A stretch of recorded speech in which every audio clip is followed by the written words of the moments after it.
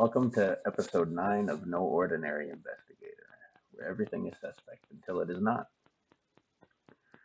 Today, we're going to look into the Children's Aid Society and Child Protective Services as an entity, an empire.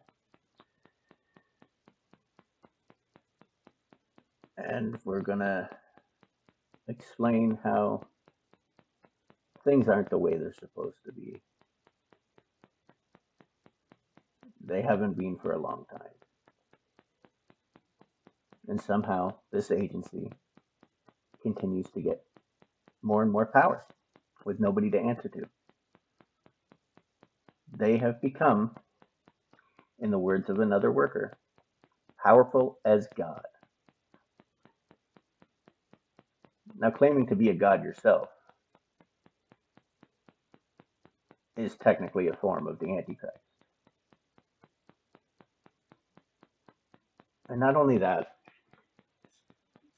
we'll get into the fact where, in my case, where the Children's Aid have become involved because of supernatural situation.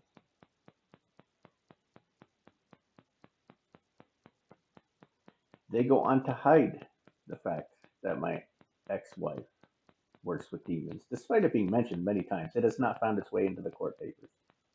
What has found its way into the court papers is that I protect my children from these spirits. And that because I believe in demons and that the Children's Aid are legalized human traffickers, I am delusional. Because I made a phone call to the police in a state where I was in panic.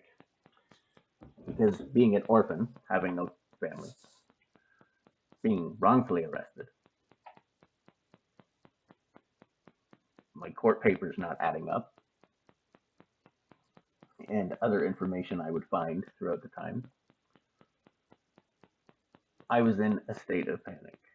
My children are the only family I have, and every parent's fear is never seeing their children again, having that taken from them.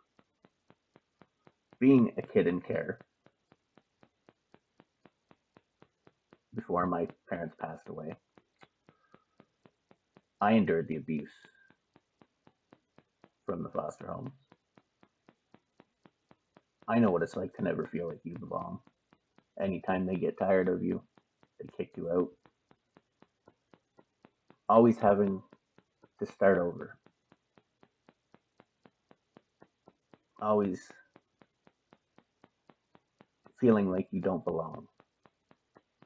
You're not truly part of the family. You're there to pay a mortgage, to pay rent. You're cattle, essentially. Now, how can this be what's best for the children? Once you age out of the system, they stop taking care of you. They stop being a part of your life. You no longer matter to them because they're not getting any funding for you. I would never do that to my children. My children will always have help when they need it from me. Just because they're old enough to take care of themselves doesn't mean that if they end up in a situation, I'm not going to be there to help them.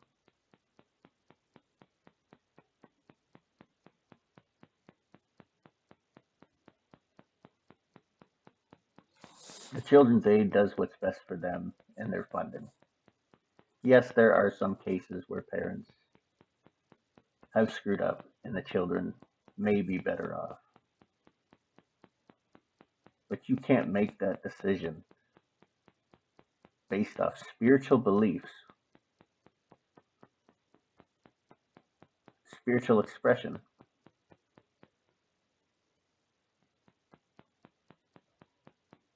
In the moment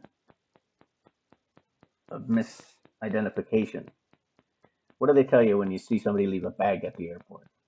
See something, say something. Now, how many calls does America's Most Wanted get saying, oh, I think I seen so-and-so here? I think I seen so and so there. It may not actually be that person, but with you never know. And without those calls, they would never have caught the guy.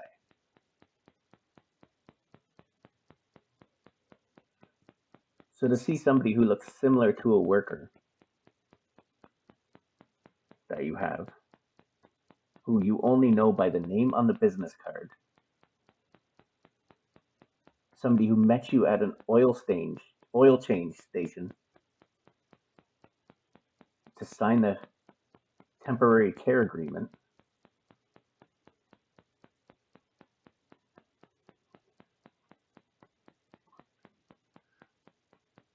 which is suspicious as it is, someone who may or may not be registered with the college as they're supposed to be.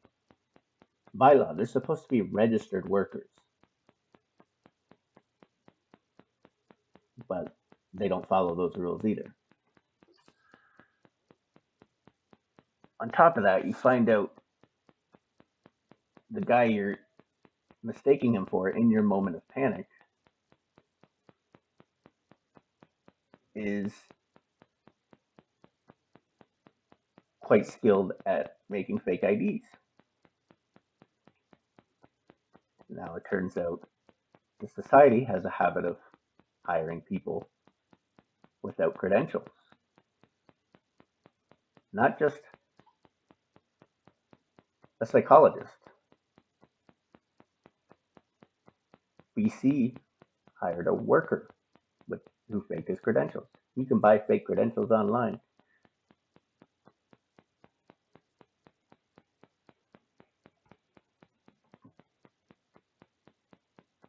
So you make that call.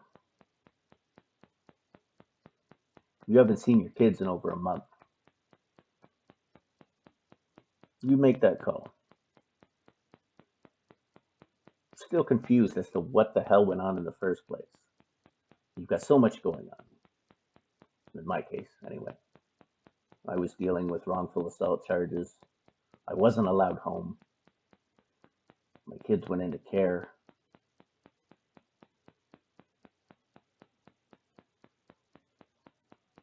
Anything and everything that could go wrong was going wrong. I was living in my car.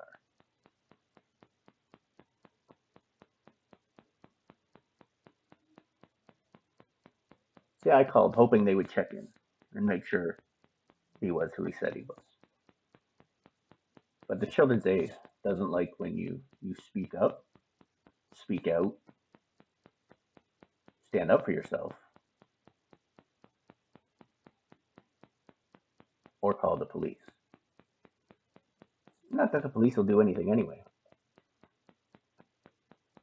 If you have kids in care, the police will tell you if your kids are in care, you have to deal with the Children's Aid Society.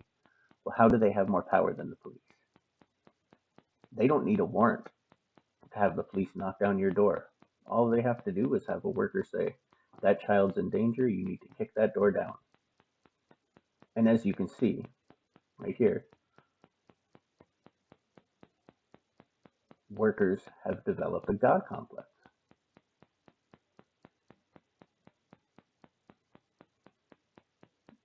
If you don't believe me, let's hear from some other people.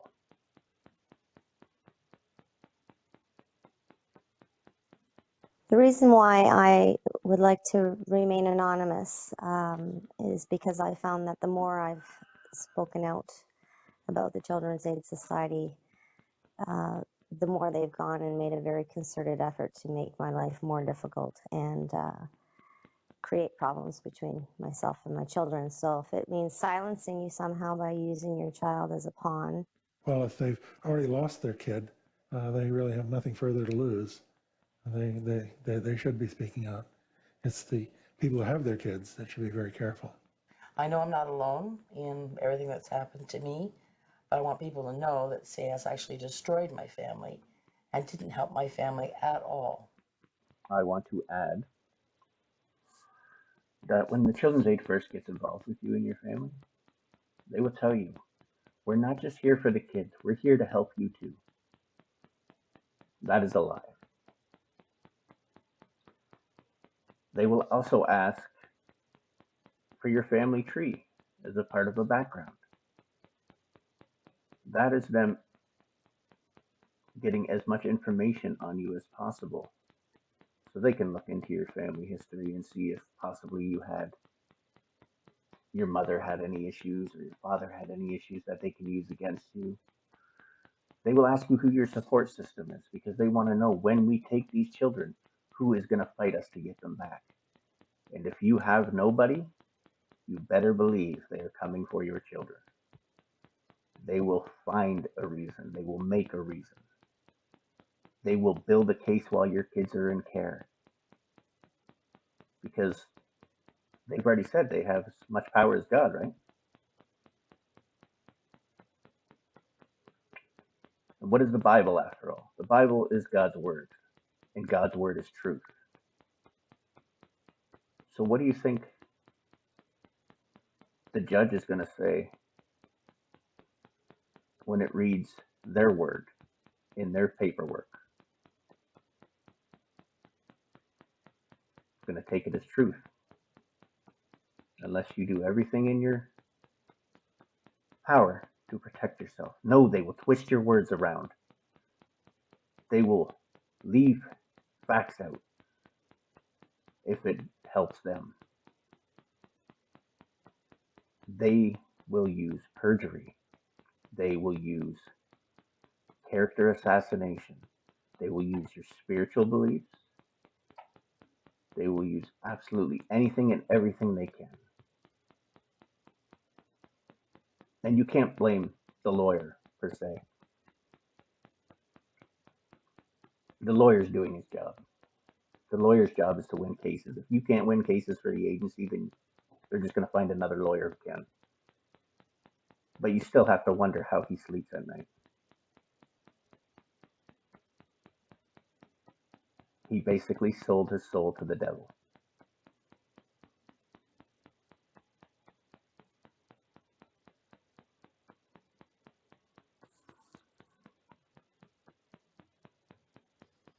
They tore it completely apart, and it's not going to ever be back together again. And I blame them. I cannot tell you the anger, the rage that I have because I know that other children are in foster care. They're getting abused. Some of them die. It's terrible. I don't know what our words say. We call them Jayawish. That means the devil work is what they're doing. Every opportunity I have to tell people this story, especially in the Jewish community, because people don't know that this is going on. People find it so hard to believe that a children's aid society could act maliciously. It just goes outside of what people believe, but it's true. It's 100% true. What? I want to stop there for a minute because I want to bring up another fact. Like I said, they will go after your spiritual beliefs. You just have a Jewish person confirming that. The indigenous children are taken out of their culture, away from their heritage, their people, their religions, forced to live amongst the very people they blame for stealing their land. As if that wasn't enough. White man comes and steals their children as well. It's no wonder that when it comes to children who kill themselves in care, the indigenous children have the highest rate of suicide while in care.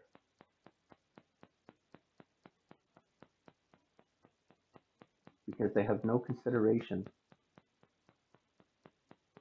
for your wounds. They'll claim, oh, well, we can't really get involved.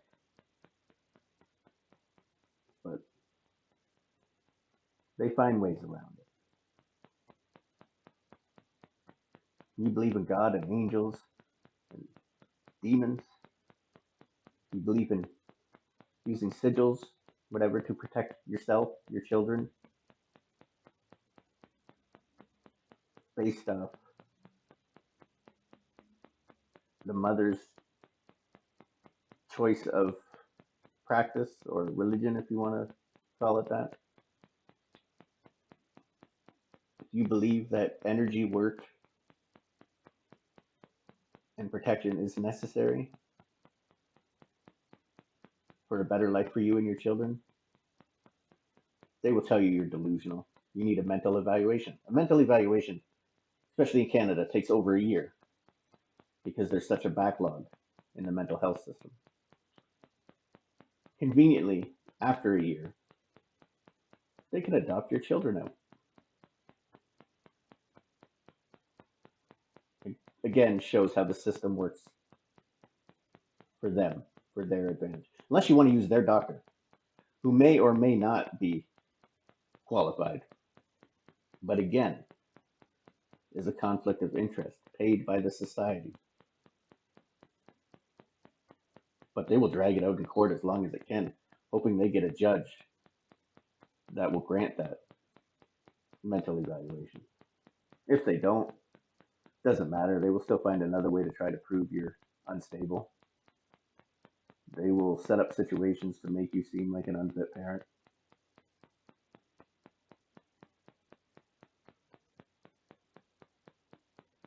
So your best bet is to document as much as possible.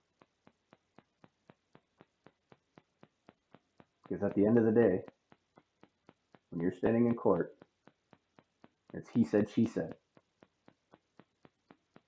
What do they have? The documents they wrote. The documents. It's like playing a telephone game. You say something to somebody, they turn around, say it to somebody else. It changes over time. That's what happens with those files. You don't want to be standing in court going, I didn't say that. That's not what was said.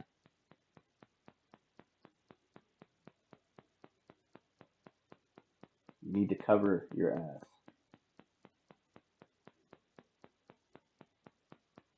Luckily in Canada, we have single party consent for audio. As long as one person involved in that conversation is aware that it's being recorded, whether it's from a security camera in a home or you recording it yourself, it is legal and can be used as a witness to show that they are lying. Tell this story because mine isn't the only horror story out there. And if this can get people into action, then it's worth it. No other child needs to suffer. It's not the way to live. And that's what's so beautiful about our system, because it's collaborative. We sit the parents down. What a concept. What do you need to become a better parent? Not, I'm sitting out here at my little desk and I've decided that you have to take a parenting course, or you have to take anger management, or you have to go, through an alcohol treatment program.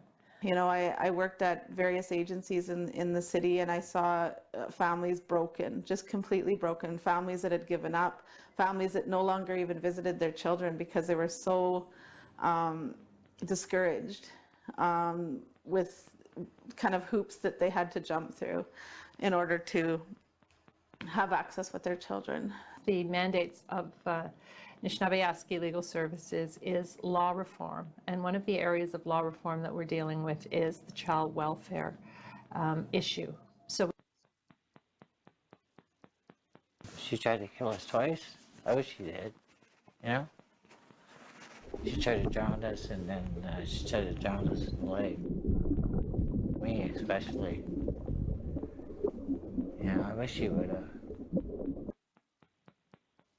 Children's Aid neglected to tell us that information for the next 4 months. They don't want you to know the truth. And I guess they're good at hiding it. And in our experience with Children's Aid, what we found is confidential is actually code for secret. We'd like to keep it a secret. It's not so much as it's confidential, it's we don't want you to know it, and we're going to keep it secret, you know. They always claim that the confidentiality rules are to benefit the child. Nothing of the sort is happening. those confidentiality rules are there purely to protect the agency. In cases where it's to their advantage to discuss a case in public, they do, and they use real names. I says, no one is putting bars in her bedroom window. Well, they kept us in the basement, like days upon days. They just chucked the food down, and they put us down, saying we're no good for nothing. It was white people. I have no offense towards you, but like some people are really evil, you know? She would even get mad if the girl spilt a glass of milk. So I was always on edge, quick to say, I did it. So I got the hit, I got the smack, I got beat instead of them. She lived with a guy named, her son named Leon. He was there. And he crawled in, caught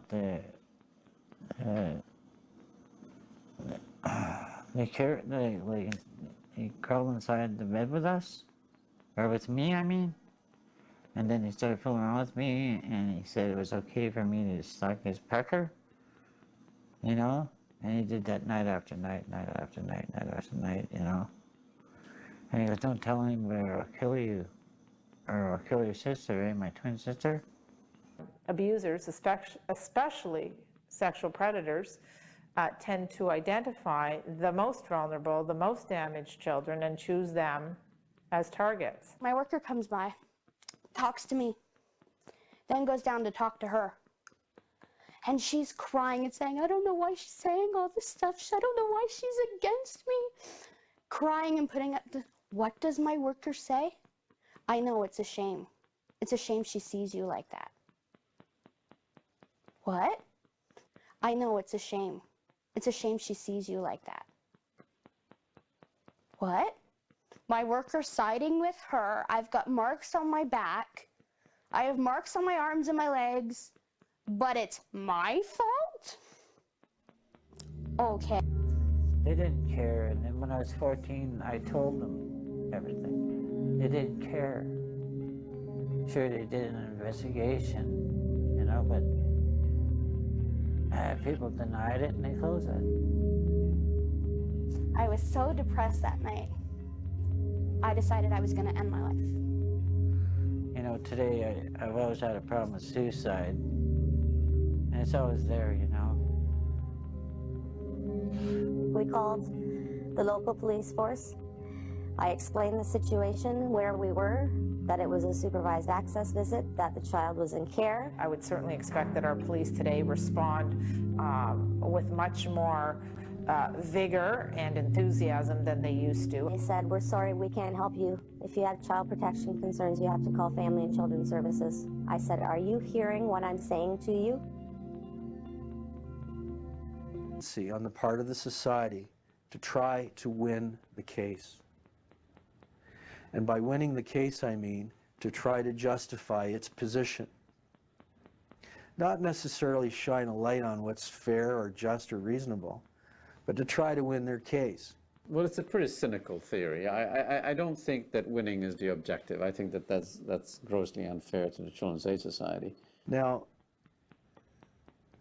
I know that's a strong statement to make, but I've seen it too many times where social workers have suppressed evidence that we find out later on by reviewing their notes, or they failed to interview an important witness, or they've interviewed the child, changed what the child has said, left things out that the child has said that might help to exonerate the parents.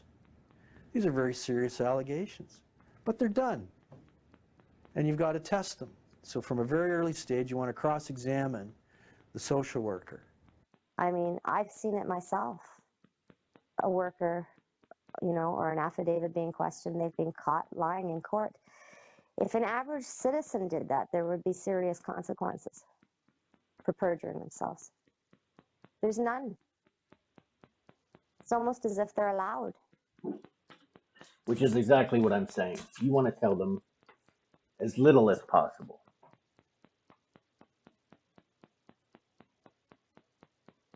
Because one of the agreements or conditions is that you work with the Children's Aid Society. But don't get it confused. They have no intentions of working with you. They want you to bow before them.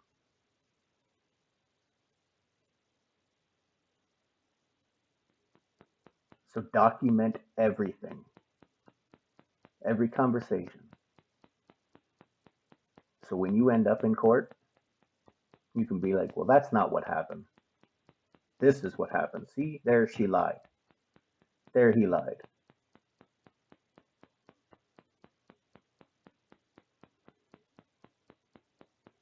We find ourselves in a system that is failing. And the best way to deal with a system that is failing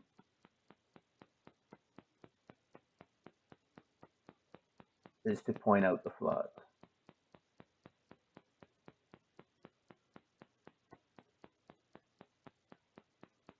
And to use those flaws to your advantage. Use their tactics against them.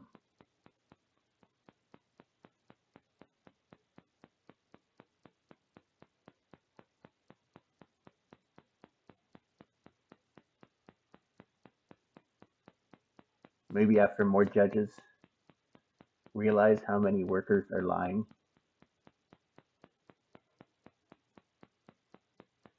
in order to keep children in care, adopt them out, job security.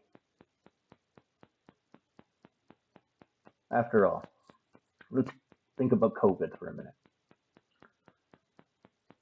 When COVID hit, it affected everyone, every business. Businesses closed. Families, they took a hit when it came to their income. But you know what else didn't happen during that time? Children weren't going into care. So as an empire built off the amount of children you have in care, and that's where your income comes from, that's devastating. So what happened? Interestingly enough, by 2002, by the time COVID stopped, the amount of children in care increased. Why? Because their product is children. But that's not the only thing that's increased. And that's where it gets into more spiritual stuff for me, anyway. There was an increase in intimate partner violence in Ontario. There was an increase in violent crimes in Canada. The most common reason children are going into care nowadays is intimate partner violence. If you watch my episode 8, which is about Hamilton police and corruption, you will see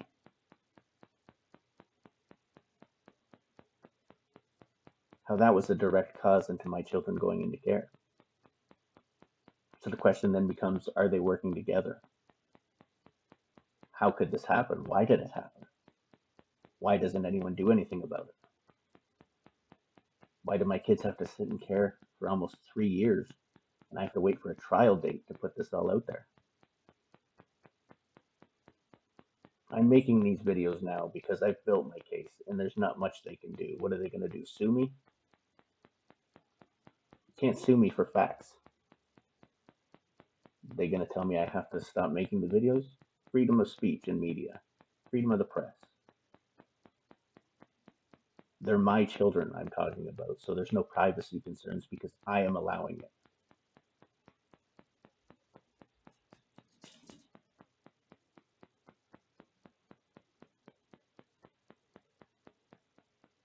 And I want others to know their tactics. I want people to know that you need to protect yourself from them.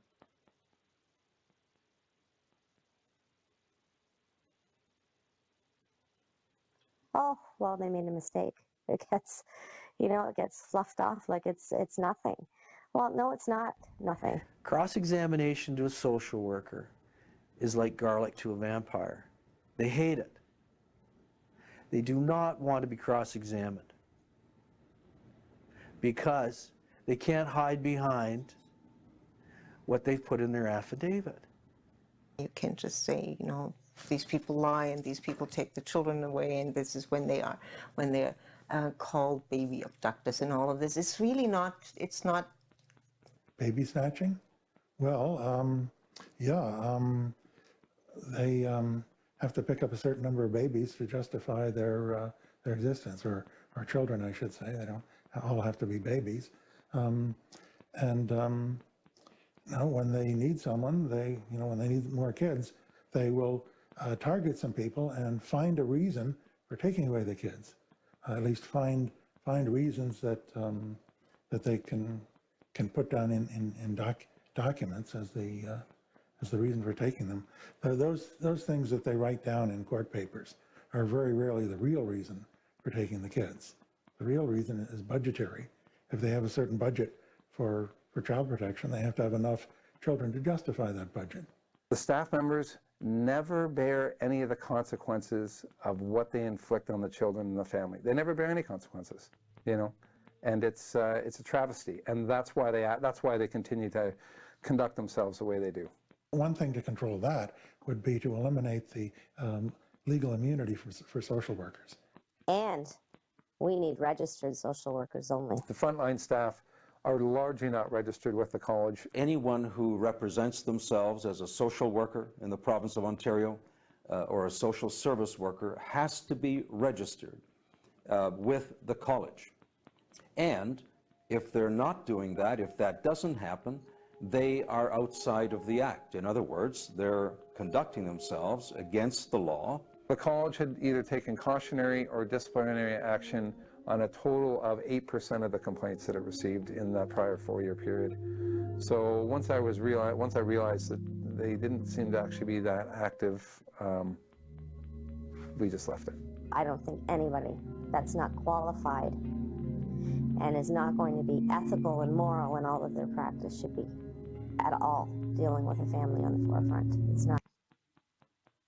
When I see something in the newspaper along the lines that the society is running out of money, it's a bit galling for me to see that when I know that the society devotes an enormous amount of money and resources to litigating these cases instead of helping parents at the outset. And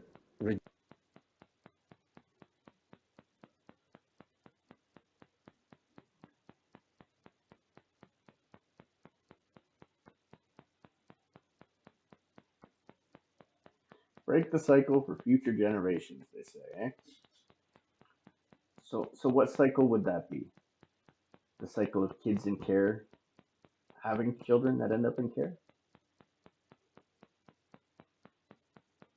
Because that's what happens. The way the system works and the way the system is set up and how children are treated in care create some of the same problems they will take your kids away for, saying, for example, say you had an abusive ex and they're holding that against you. They'll say that, the abuse caused trauma and they could end up with anxiety, depression, feeling like you don't belong.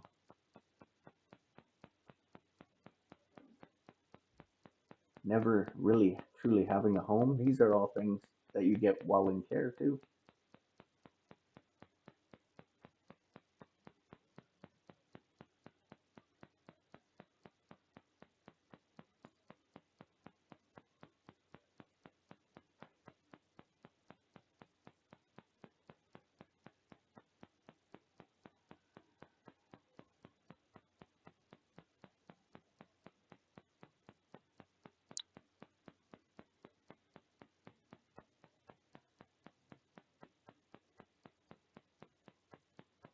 kids are taken away from the parents. Parents need more immediate support. And this generally goes on with intimate partner violence. So, you just finished being abused by your ex, which resulted in your kids taking away. The very people that you need to help heal yourself are taken out of your life. And if you're a male, you better believe they're going to treat you like a criminal.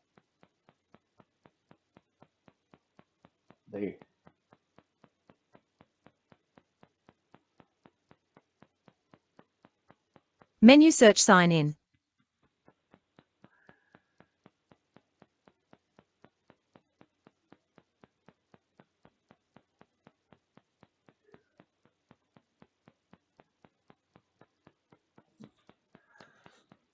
They are going to treat you like a criminal. Whatever your ex says, if it's a woman, they'll believe it without any proof. And if you're with a narcissist, you better believe they're going to play the victim. They'll go on to blame you for everything they've done. And then Children's Aid will sit at their table without doing any sort of investigation, having any proof, and say, well, have you thought about violence therapy or some bullshit like that, as if you were the abusive one. In my case, it's an interesting one. It's not, I'd like to think it's more common than we think. It's just people don't realize it, which is something I'll get into in part of this video possibly and other videos.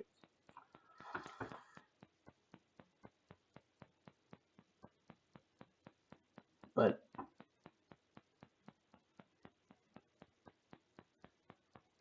my ex was under the influence of a spirit, not full on possession, but influence. And she became violent. So I defended my children. I defended myself. She came at me with a sword, she came at me with a shower rod, a vacuum, and reached for a sword. And then when she was biting me, I deflected the bite with my hand. And the police said I hit her in the face. And that was grounds for assault 1.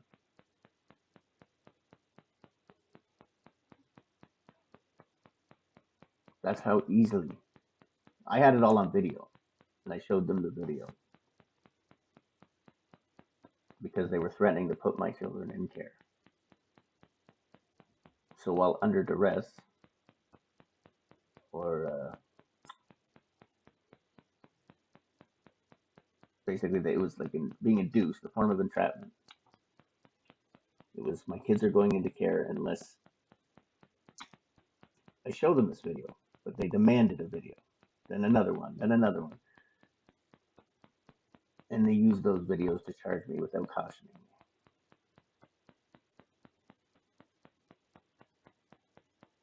That's how easily somebody in a domestic abuse situation can lose their children. And you'll come out looking like a criminal. And then on top of that, they keep you from your kids. You sit in a room with supervised visits for protecting your children.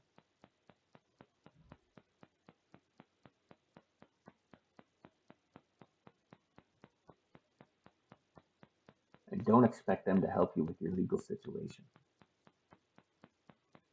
I brought the concerns of my disclosure, which you can watch in video 8 of my channel. I brought those concerns to the worker, and the worker told the judge it sounded like a conspiracy theory. To her, that was her opinion. without even looking into it.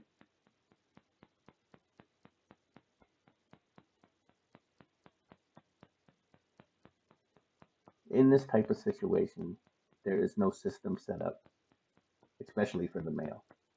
You will find yourself on your own. So be it domestic abuse, be it the children's aid, be it the police, which if you look at my previous video, you will see steps to follow in order to protect yourself from that situation. And if you watch my video, you're getting steps now to protect yourself in this situation.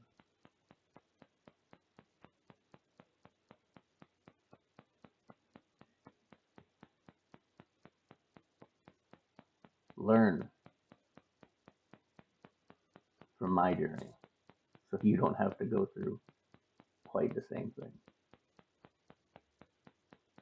If these videos even help 2 people a year, then at least they're doing something.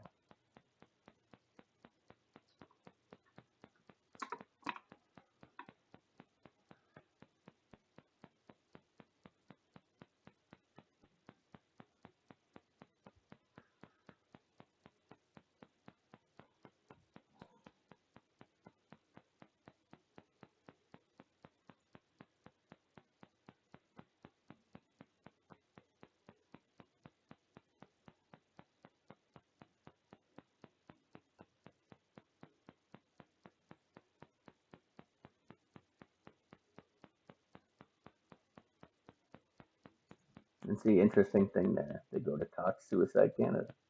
Because what are most people going to do when they get tired of fighting?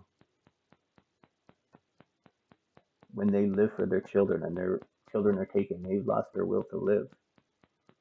And Children's Aid fights you at every turn.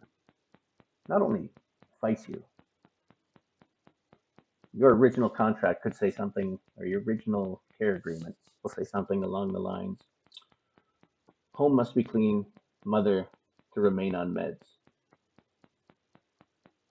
Say you get that done, all of a sudden they'll have what they call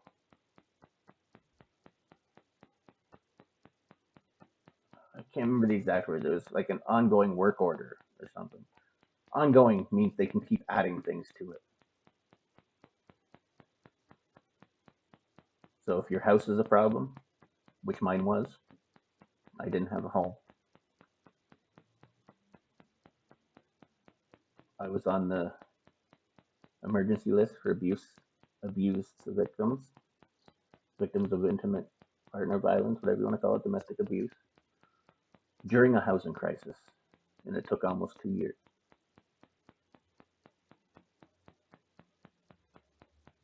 I found a home, then all of a sudden, the home wasn't the issue. It was a mental evaluation based off my spiritual beliefs. So then when the judge said no to that, all of a sudden it was because I called the cops on them a few times. My daughter came to her first visit covered in bruises, saying her crotch hurt. Nothing was ever done about it. So yeah, I called the cops. Still never really heard much of anything about it. It was kind of brushed off. And like I said, the other call during a very traumatic time, I had a concern with the possible identity of a worker. So yes, I called it in so they would look into it. That doesn't make me delusional, but they don't like people looking into them.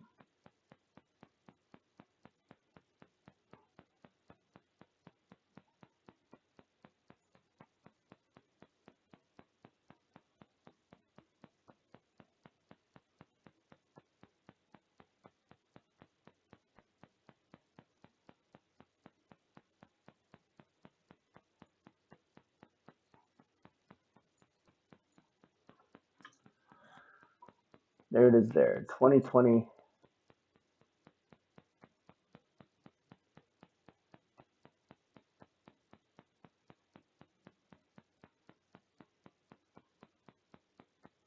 13 kids they claim died in care. 2021, 9 kids.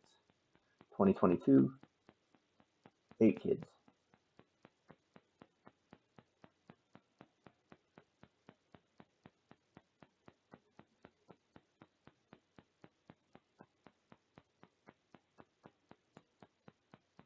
The blue is children in care. The red were open file. The green were closed files.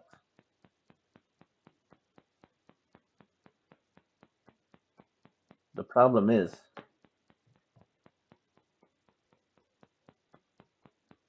this isn't showing the indigenous children.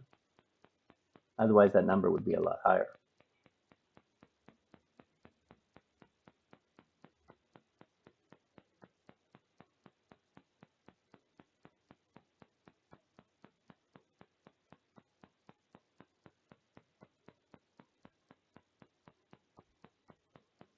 But I mean,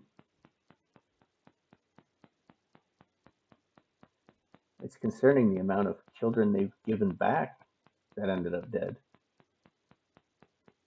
the amount that had an open file, and the amount in care. Like, it's all concerning. To me, it shows that in most cases, they're not taking away the children when they should, and they're leaving. They're not taking the children away when they should, and then in other cases, they're taking children when it's unnecessary.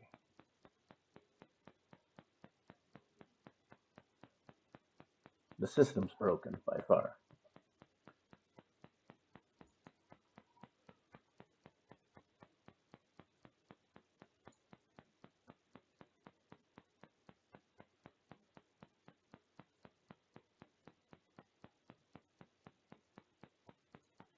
A child dies every 3 days under Ontario's care network.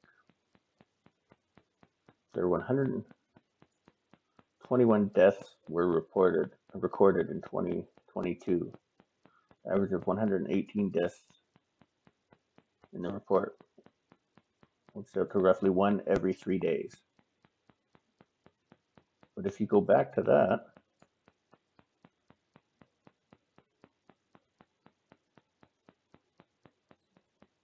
prepared by Child Welfare Operations Branch in June 2023.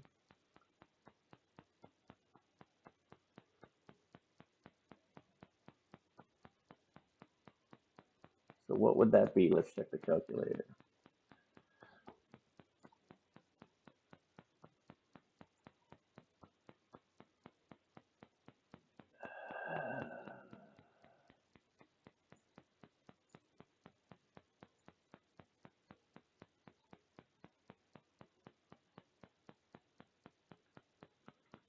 You know, I'll just do it on my phone here quickly.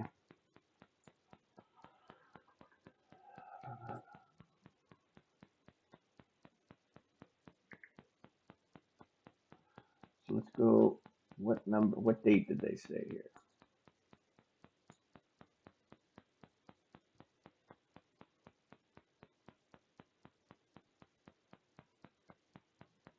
Children in 2020, 2021, despite the 129 death records were recorded. Let's see, average. Okay, so let's go 2021 and have 129, right?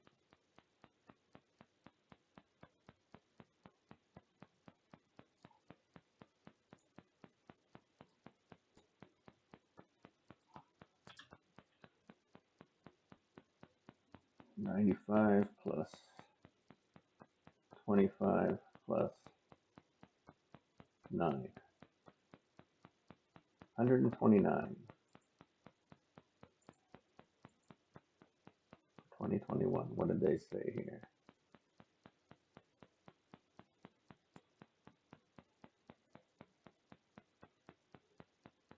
Yeah, so at least those numbers are right. But we'll get into the indigenous children shortly. But look at this. 2 women charged with first-degree murder and death of 12-year-old boy in Burlington, Ontario in 2022. an Indigenous child at that. Now, these women were set to adopt this child.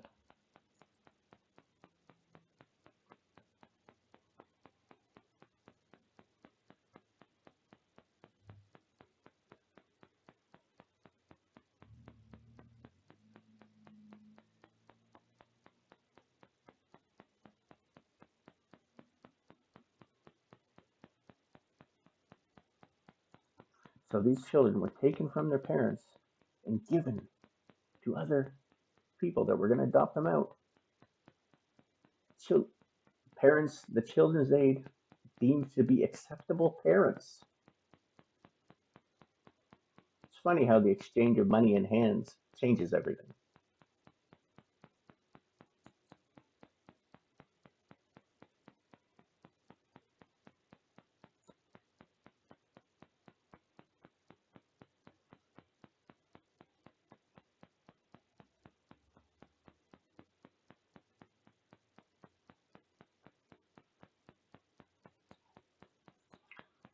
But their priority is always the safety and well-being of the children in care. But if that was the case, they wouldn't be using my spiritual beliefs against me, nor would they be upset that I was concerned enough that they might have employed somebody that shouldn't be employed and called the police. But they were, because they do.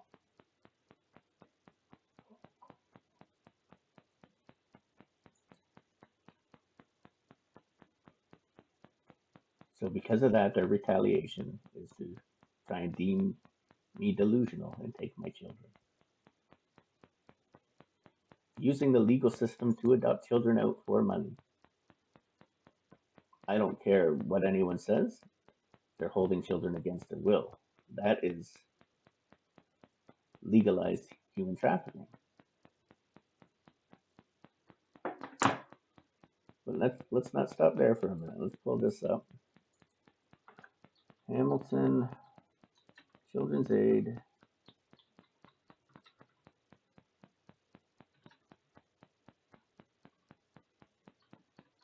symbol.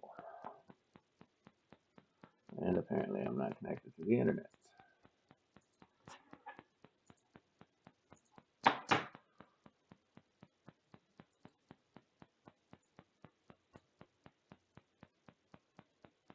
So let's click on the symbol for a minute.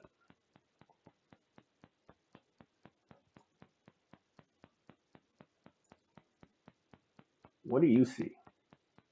I tell you what I see. I see two adults. We'll do it like this, make it easy.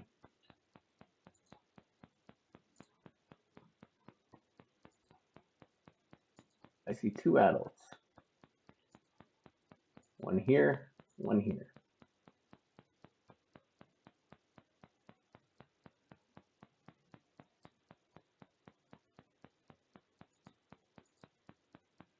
Oh, now my computer's screwing up a bit.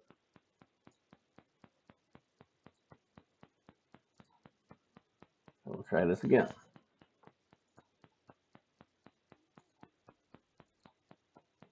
Okay, so I see two adults. One here, one here. They are standing there with their arms crossed, while the children here and here are standing with their arms open, as if they're trying to embrace their parents.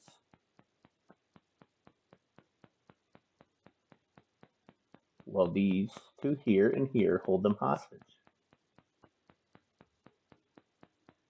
From my experience with the Children's Aid, that is what I get from this symbol.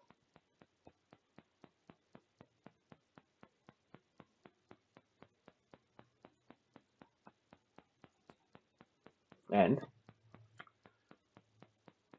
as it is in our civil rights, we are free to express our own opinion, free to have our own opinion, free to share our own opinion.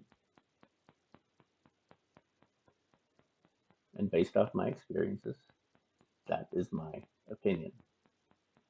But it's not only mine, which we'll get into later on.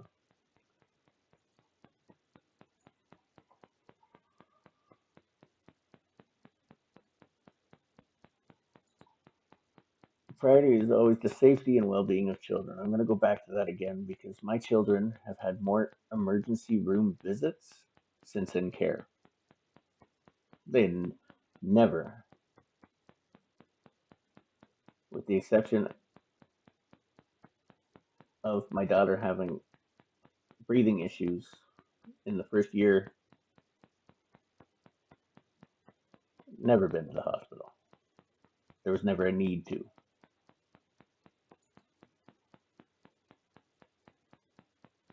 My daughter's been once, my son twice.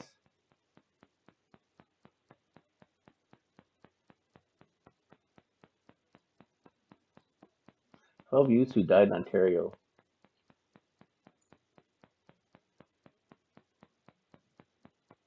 Child welfare lacked mental health support, coroner report finds.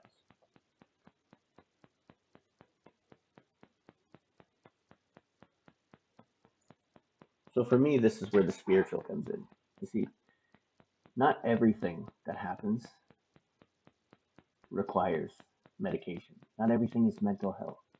Some of it is spiritual. And if that is addressed, even if it isn't the issue, if it's considered and actions are taken, it can prevent a lot of these issues. Medication is not always the answer, but a child who needs medication or special needs brings in more funding.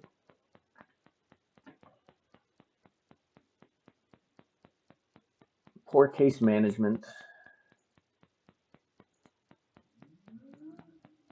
absence of quality care in the residential placements, the evidence that some of the youth at risk of and or endangered in human trafficking.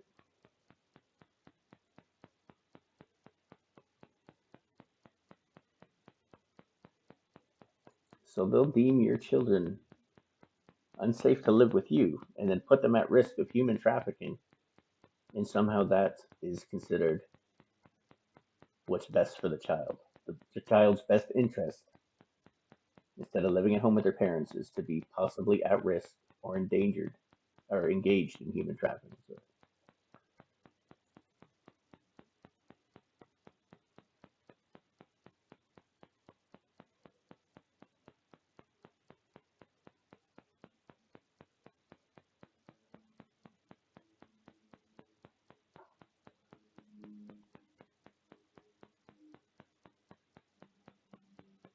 8 committed suicide. Indigenous, like I said.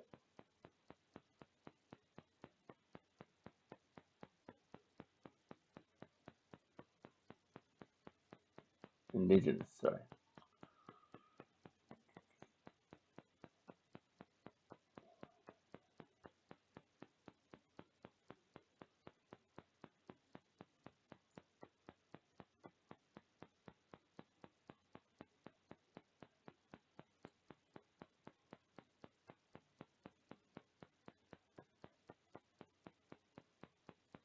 Take a holistic approach to service for high-risk youth up to age 21.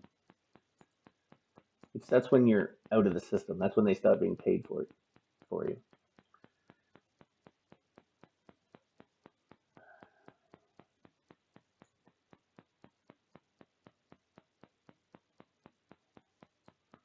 Here you can see smack children could grow up to be more aggressive.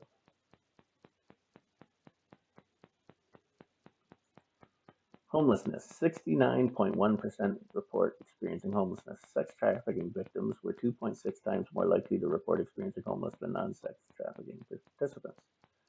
Such trafficking victims had significantly higher rate of being reported adverse childhood experiences compared to non-sex trafficking participants. 66% of trafficking victims report experience 4 or more ACEs,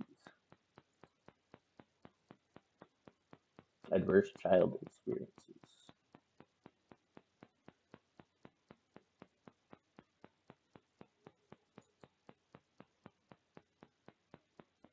This is where she's trying to get me to give her consent to talk to my doctor. And many times I've asked for my children's medical records, and that is just ignored. And I asked her, what is your need to talk to my doctor if I provide you with the information after the evaluation? Ignored. Hi, Dennis. They don't like when you question them, and they don't like when you catch them in lies.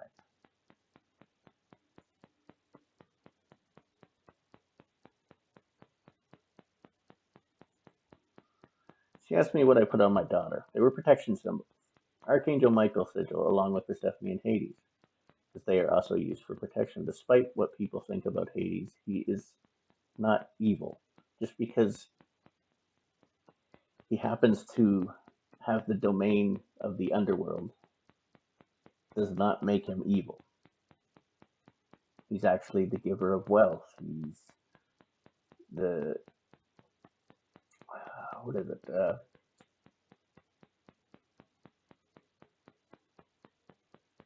He's the giver of wealth. He's a very fair God. Believes in balance and people being where they should be. But he's also a god of fertility, so to speak. So she asked me to put them on. Nothing you guys would be able to use against me in court if that's what you're trying. So here's where it bothers me. They were washable. They did not hurt the child. She asked to put them on. They are something to do with spiritual belief, energy protection. I would request that you please refrain from putting any further marks on it during visits. Please and thank you. So they are now telling me that I am not allowed to protect my children spiritually. Why would that be? What could be wrong with doing that?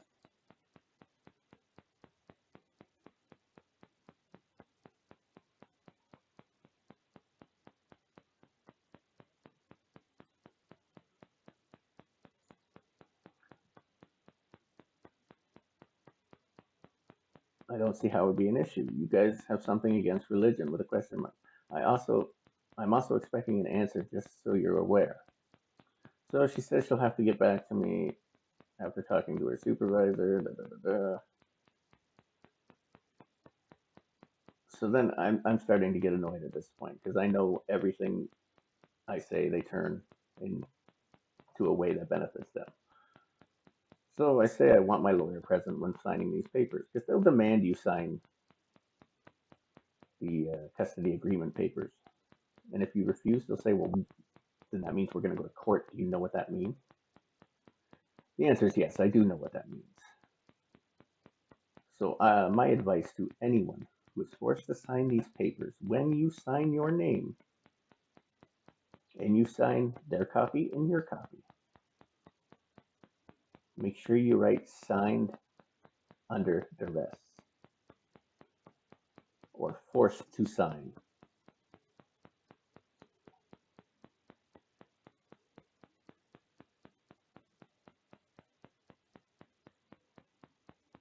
So I say I'm looking for a reasonable excuse as to why I can't put the protective symbols on my children, as they are washable, they do not harm the child, they are for spiritual protection, and considering she asked me to do, she obviously felt the need to have them on her. There's no need to be spiritually intolerant or prejudiced due to the lack of knowledge or education of the matter.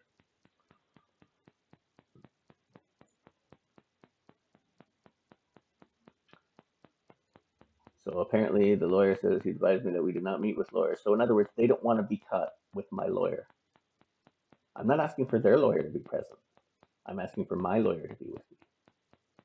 They don't want any witnesses to what they're doing when they get you to sign these things, when they go over these papers. I will get back to you regarding the symbols. Anything involving those papers need to be done with a lawyer present. That's why the lawyers are hired. I'm requesting my lawyer be present for that. And as far as the symbols go, it's my spiritual belief as well as my children, which they are still learning. So there's nothing the society can really do about it. Now, I keep a lot of it from my children, but I am teaching them what empathy is. As far as the sigils, they just think it's something that dad draws on him, so they want them. I also give them holy water every visit and oils for protection.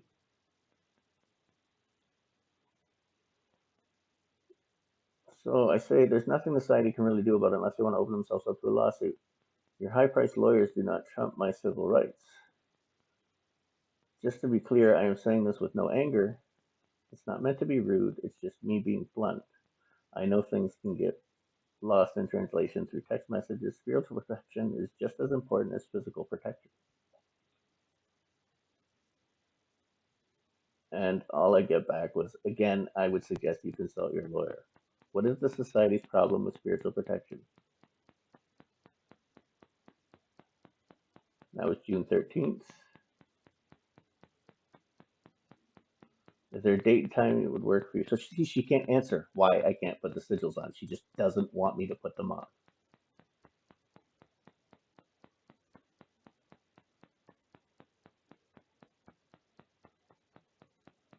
So in this one, after I had access to my now ex-wife's house when she wasn't allowed there, just as she had the locks changed and I knew none of us were going to be allowed there, I had grabbed her medication because one of the agreements were that she be on her meds. And I went to the police station. They told me they're not going to give them to her. It would be in direct contact, so to throw them out. So I went to and messaged the worker, asking if I could drop off the medication there, as it is one of the requirements in order for us to get the children back. That was ignored.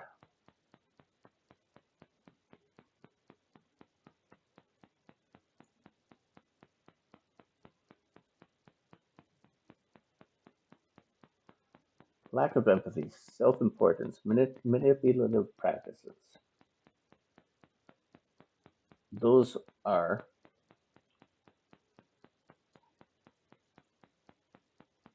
how the children's aid could be considered a narcissist. They definitely have a God complex and a lack of empathy. They definitely are very manipulative.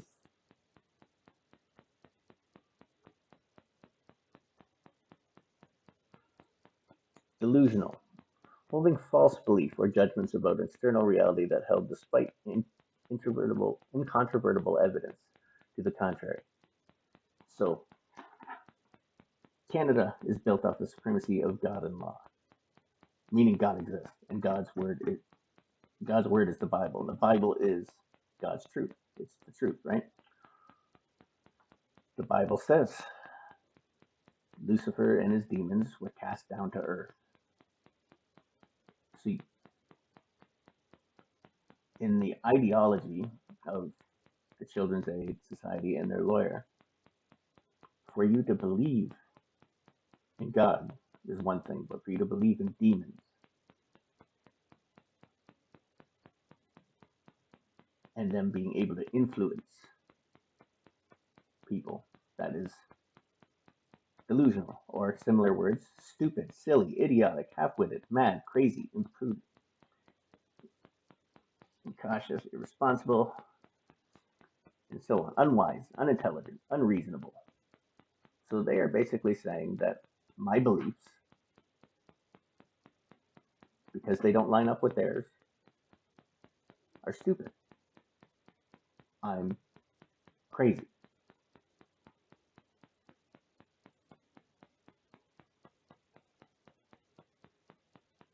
I'm a lunatic.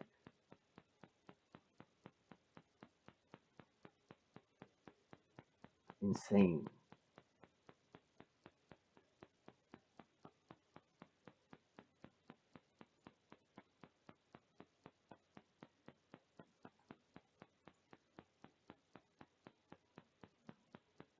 So the funny thing is, after, you know, looking into the Children's Aid for a while, I'm guessing my spiritual team must have been right there with me, because within the next year,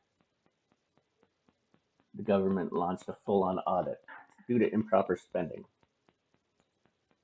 because they're tired of bailing the Children's Aid out.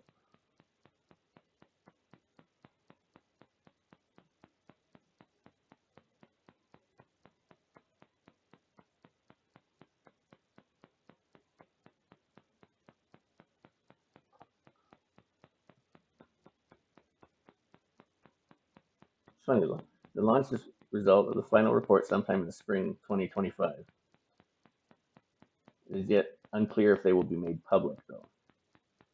So they're claiming they have so many children in care right now that they're putting them in hotels, which is making them more likely to be victims of human trafficking. That's a concern. If you claim first that you don't have enough funding, then you're claiming you have too many children. It means you're trying to make up for that funding by taking children. Children you're then putting in danger, more than likely even more dangerous situations than what they were actually coming out of, if dangerous at all.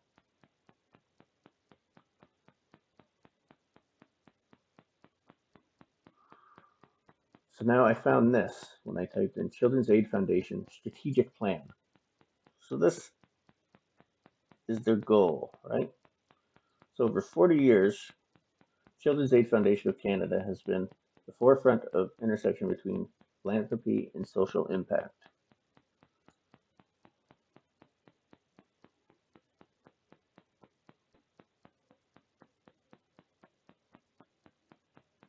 So let's go here.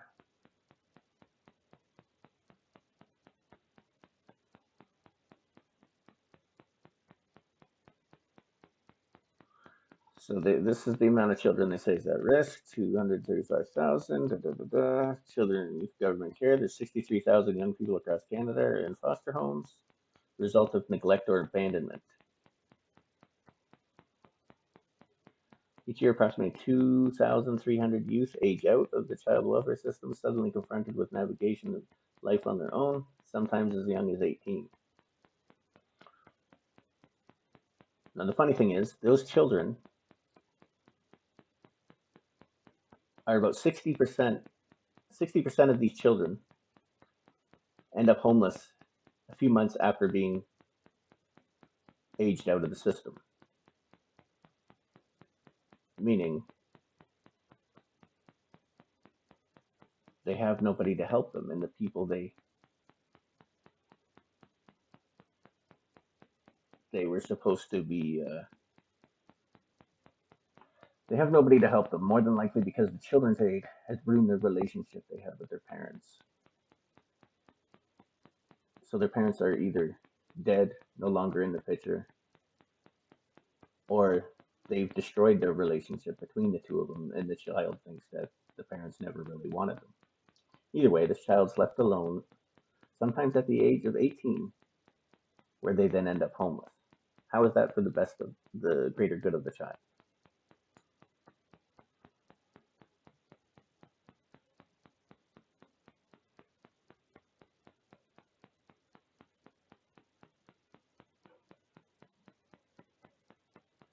So our strategic priority, so their number one priority is to grow unrestricted revenue for financial strength and sustainability.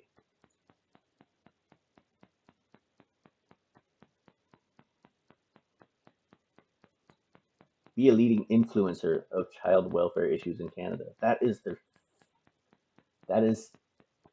the last thing they care about, apparently. That is the last thing on their strategic priorities. So their first priority is money.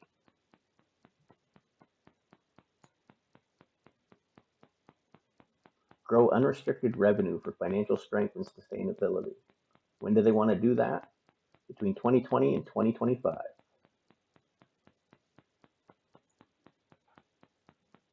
They measure success by dollars raised and percentage of funds raised against target per year. These are their own papers. Then we'll get into Nancy Schaefer from Georgia, a Senate woman who happens to share some of the same beliefs I do when it comes to the children's aid. The corrupt business of child protective services. Sure, this is in the States, but the tactics remain the same. In 2007,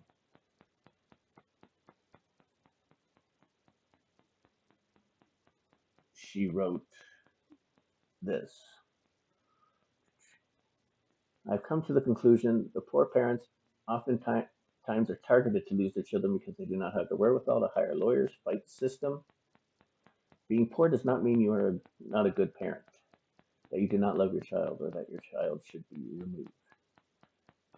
Parents are capable of making mistakes. Even if the home is not perfect, it is a home, and that's where the child is safest.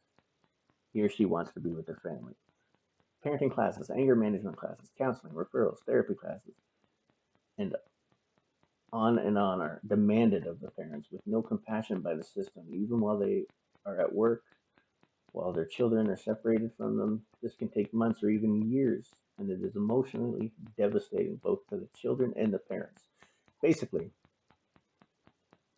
in my case, any visit I've had with my children that falls on their actual birth date, that visit gets canceled. They're trying to separate that connection. Parents are victimized by the system that makes a profit for holding children longer, bonuses for not returning the children. Holding the children longer, and bonuses for not returning the children.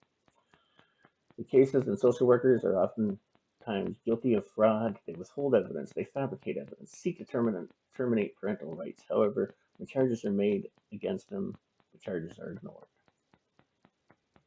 The separation of families is a growing business because local governments have grown accustomed to having taxpayer dollars to balance their ever-expanding budgets.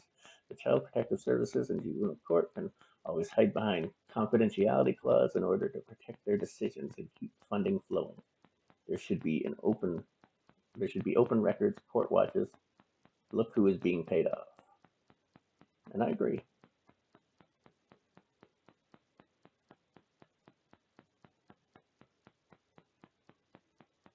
Now, the funny thing is, that was Nancy Schaefer. In 2007, she exposed the Children's Aid, or Child Protective Services, for these things. 2010, she would be found dead in bed. She was shot, and then her husband suffered a gunshot to the chest. They deemed it a murder-suicide with no known motive. Very suspicious.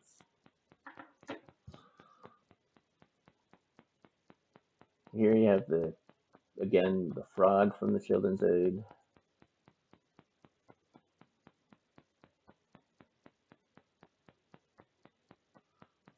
Again, they fired so many people.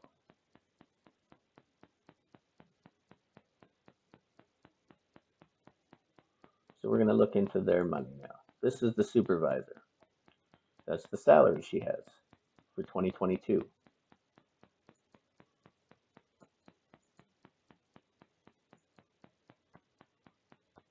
So in 2021, during COVID, she only had 121,900 only, I say. But yeah. Sure, it dropped.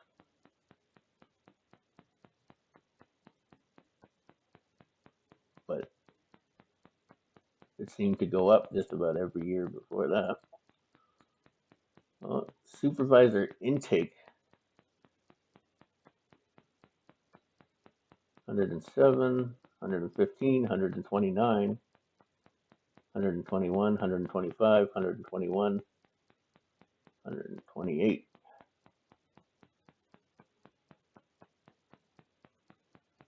So when it does go up, it goes up several thousand.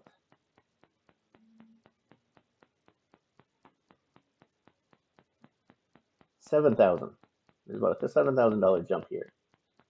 Then it drops down 8,000. Then it goes up 4,000. Then it drops down here again by 3,000. Then it jumps up another 7,000.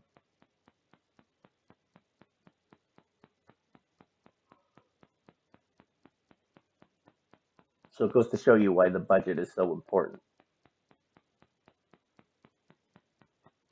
why the amount of children is so important.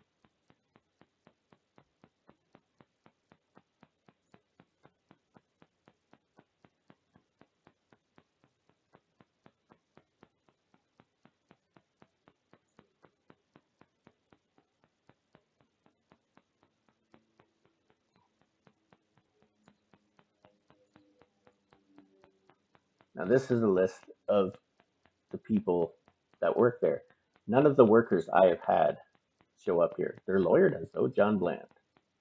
2021, $117,897.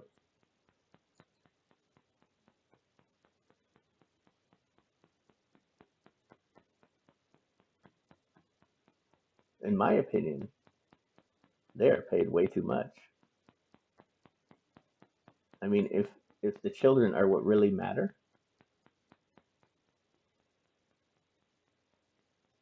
then why are you paid so much? That money could be best spent on the children, could it not? I'm not saying to take nothing, but that's way too much.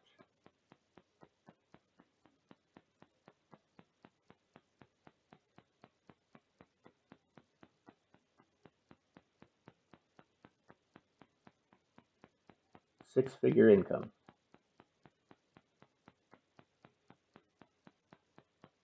All across the board. It's safe to say that it pays very well to take children from their parents.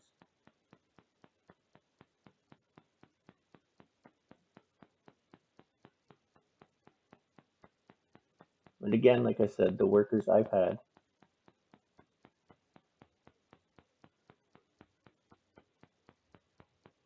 none of them are on there.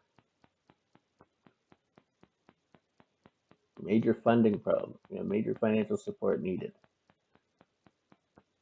Handed 1.3 million in 2023.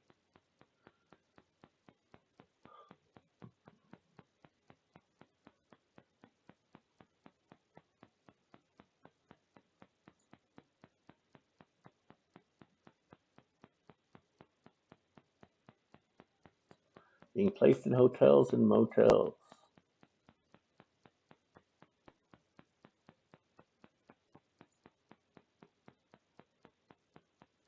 Kids in London being placed in hotels and motels. At risk of being trafficked.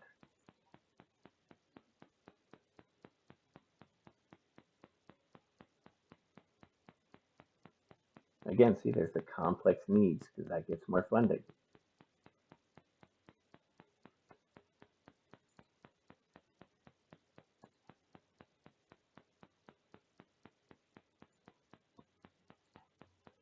Here's what I was talking about before. In 2019, suicide was the most common cause of death for Indigenous children and youth in Ontario who had involvement with the Children's Aid Society, accounting for 27% of the deaths. The percentage of deaths by suicide in this population decreased over the next 2 years. And why did they decrease? It's not because the Children's Aid was doing anything right. It was because of the pandemic.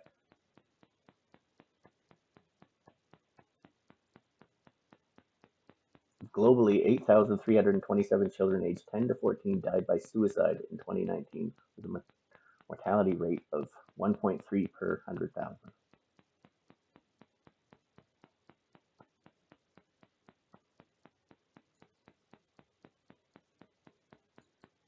Suicide is something that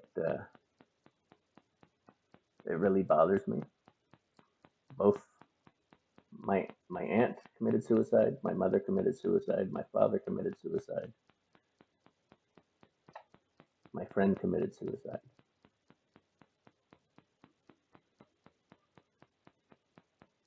And it's just something I felt the need to look into. Because not only does having all the suicide in my life put me at a higher risk of committing it, according to the statistics,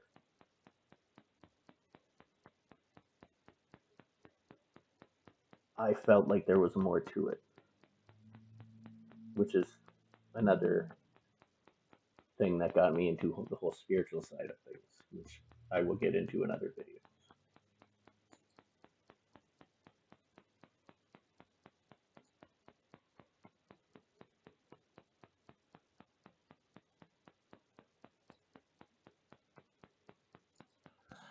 In 2021, 11 children in care of the Children's Aid Society, or CCS, or a related agency, died in Ontario. The number of deaths of children in care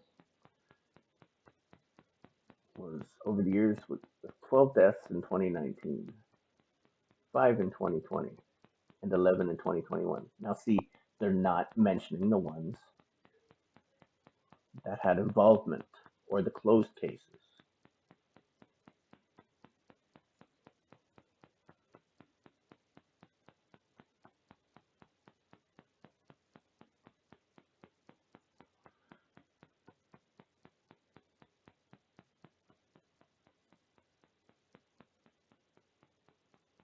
The most common manner of death for a child in care was undetermined, followed by accident. Well, that can't be true because look at how many suicides we've just come across. But undetermined is very concerning.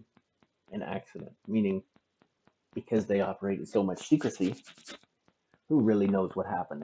And if it doesn't help them, which a death while in care isn't going to help them, they're not going to dig into it. They're not going to notify. As very little as possible will be released.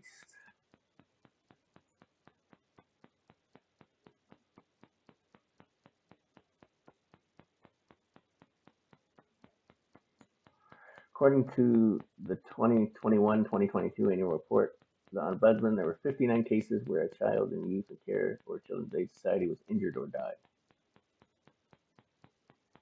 Showing your kids aren't all that safe.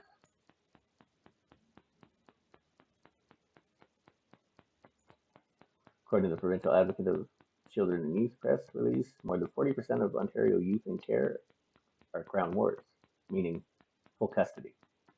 Roughly 30% of the youth become homeless. So I said 68. Oh, with an even with a foster. However, other statistics suggest that the likelihood of homelessness is even higher, with 40 to 50% of foster youth becoming homeless within the first 18 months of aging out.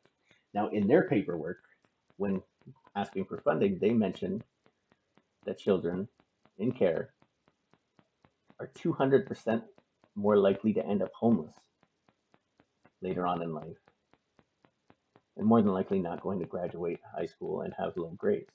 Now again, I ask, how is any of that what's best for the child? Especially in a case where all they would have is concerned parent with a mistaken identity call and spiritual beliefs. That's all they have to use. They get all this money from the government from donations, and they're using it to protect themselves, not the children. Also, what's going on is this hearing, and as far as I understand it, it's just being dragged out and dragged out and dragged out and dragged out to bankrupt the family. The province spends tens of millions of dollars every year on legal fees to deal with issues that if we had better social services could improve immensely.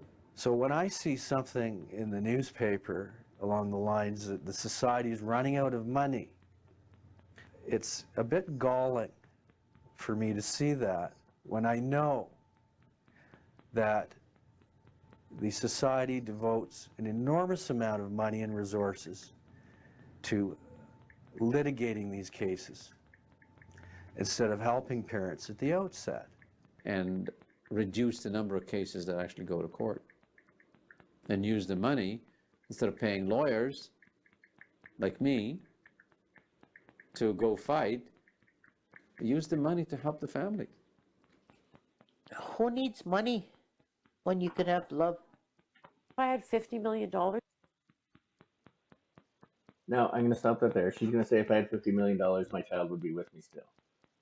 I agree with that. But I asked the children's aid. I go, instead of, the foster home gets $1,000 per child. At least when I was in care, that's what they got. So in a year, between two kids, that's over $24,000. So I said, instead of paying a foster home all this money to take care of my children, considering I'm homeless, I was in a domestic abuse relationship where I was the victim. The children were the victim. I lost my kids for defending myself and my children. Why not work with me? Why not help me get a place? And I was simply told, well, we don't do that.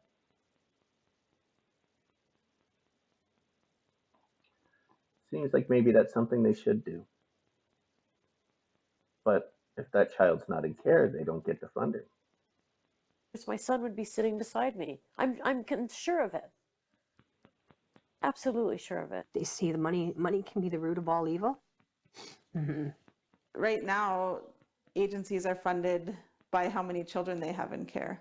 And if the number of children decrease, they get less funding. And that is the chief motive for the agencies to go out and take more children, build more facilities to care for the children and to house the social workers that are necessary to keep the operation going.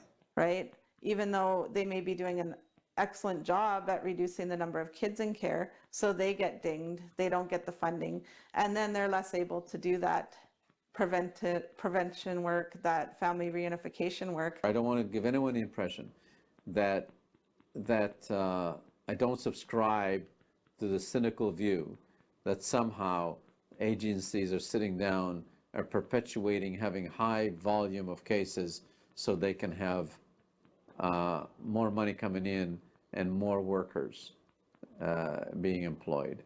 I don't think that happens. So with the example in Windsor is there's a very clear, I think, in my opinion, a very clear example of empire building. You know, you can't stop if your budget is geared by the number of children that you look after. When we've got a tripling of the budget from 1999, I believe it was, to 2004, the budget went from something like 16 million to 45 million or 42 million dollars in our local area. You have a tripling of the budget, a huge number of new children taken into care, and then a brand new building put up. I have to ask myself, whose best interest is this agency working in? It's absolutely a nightmare for families to have a funding formula in which the agencies have an incentive to take children away from parents. I've had kids come to me and say, like this one boy with CP especially, he said, I've been kidnapped. And I said, you know what, you're right. You have been. And I couldn't agree more with that comment.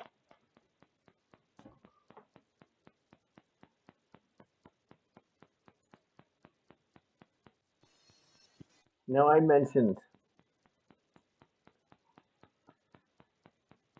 the whole domestic abuse thing and everything, but there's more to it.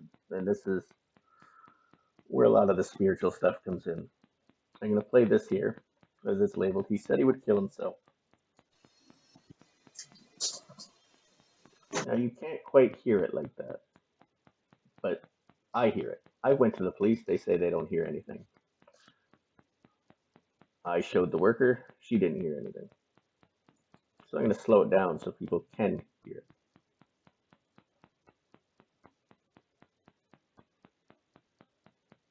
It might take a bit here.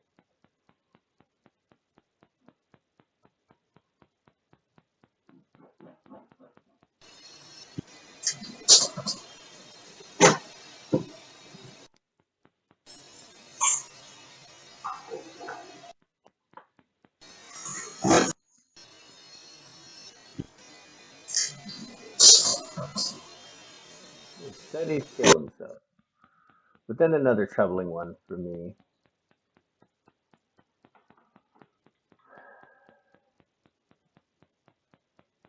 is this one.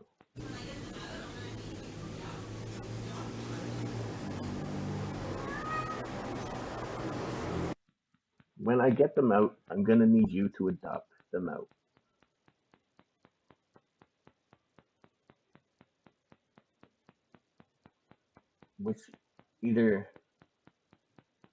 Which tells me everything was planned leading up to it.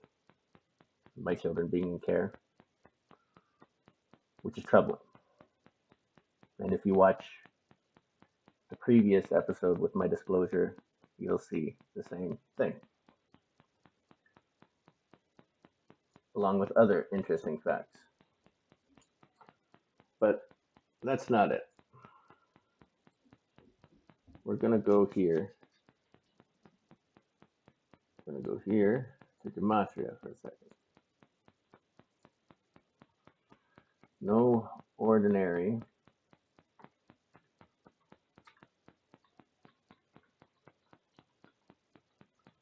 which I brought up in my Benoit episodes as well. No ordinary investigator. That is the name of my YouTube channel. First thing you get, divine intervention.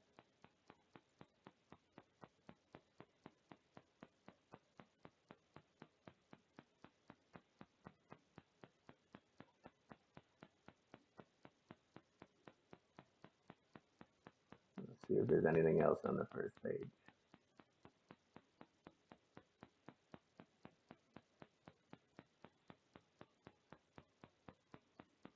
Illuminati ritual cell. I mean, that's just the ritual part fits.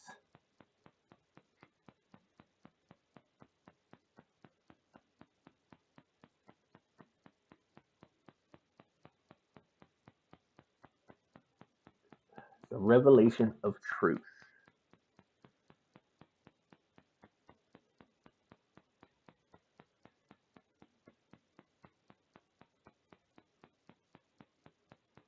So now we'll take that, no ordinary investigator,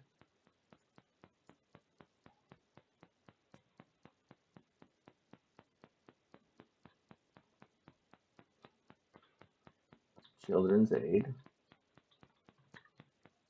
verse,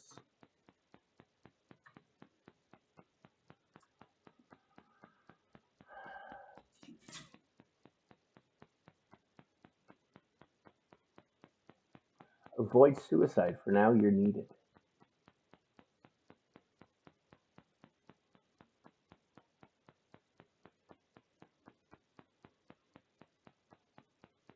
So there you have freedom from the deep state cabal, demons underway, hang in there. But either way, there you have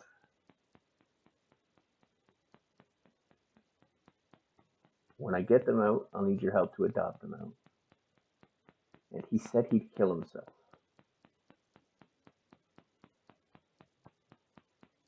But that's not just all of it.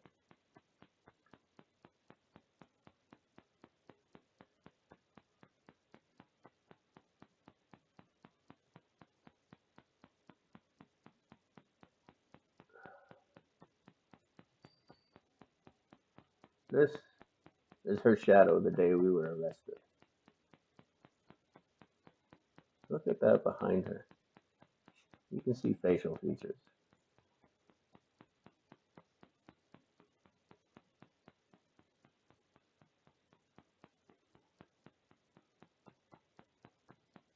That is a demon.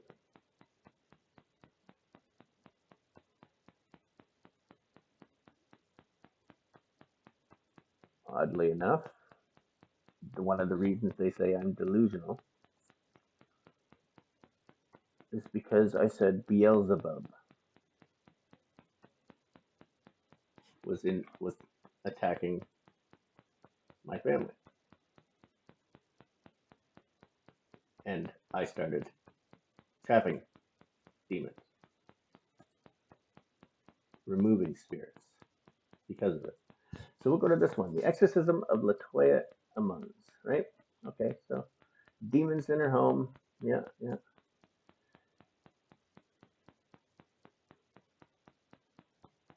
Police confirmed it. Children's Services confirmed it. It's not normal. They see a shadowy figure. Wake up with no memory of what happened. We need help. We don't know who to call, what to deal with it. The churches won't listen. So they called clairvoyance and made an altar in the basement. They burned sage. Same things I did.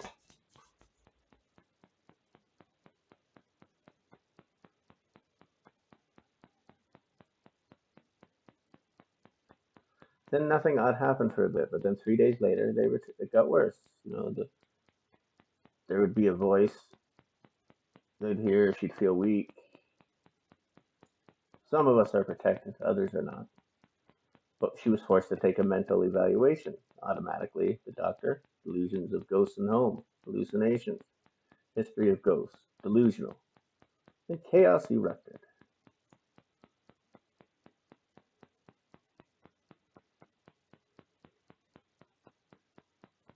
Meanwhile, somebody called DCS and asked them to investigate the Ammons family. Now I had my sister call and say this pretty much the same thing. Wanted to remain anonymous though, but they wrote her name in the paperwork. They determined she was of sound mind, despite being delusional, they claim.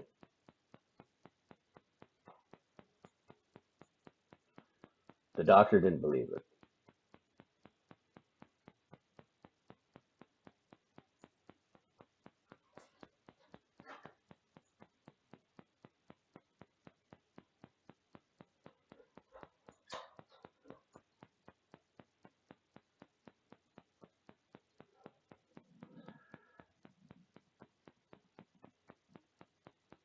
Either way, the family was separated.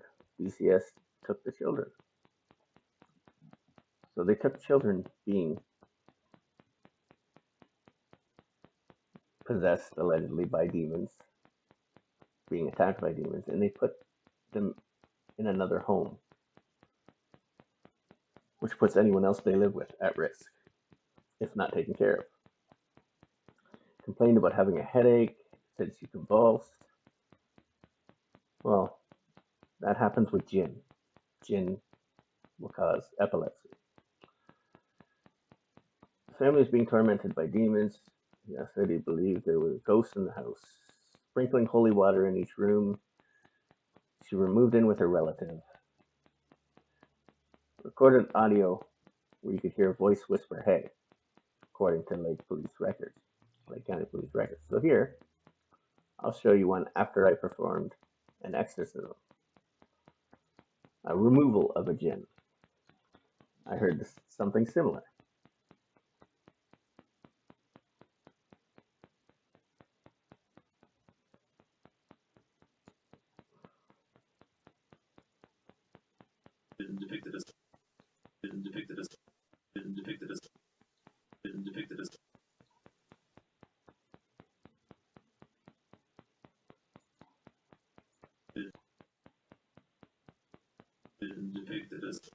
Get him to pay for this.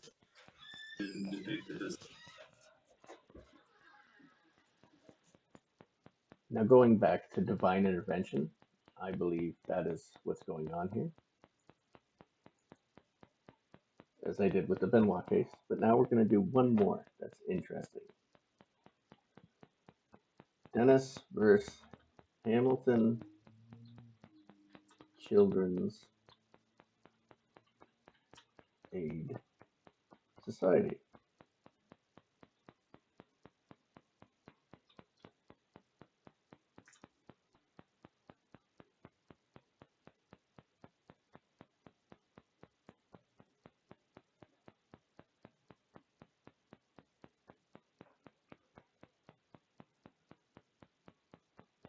What did I do here?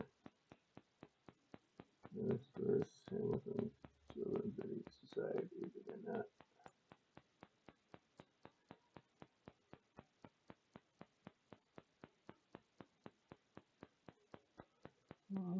2400. Yes, there it is. 2400. Okay, so now let's see. Will not back down. Who destroyed my life? That's what they said the children's aid did, right?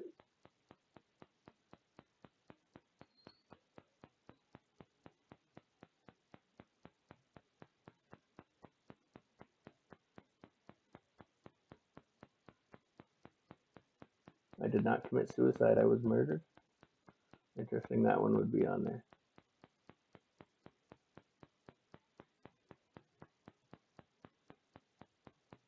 Beelzebub, Beelzebub, Beelzebub, Beelzebub.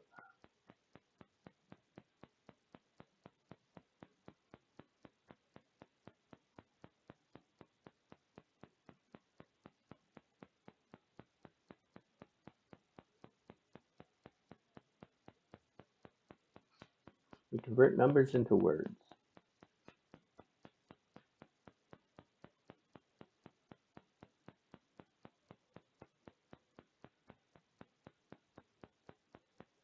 Stating facts is not having an ego problem.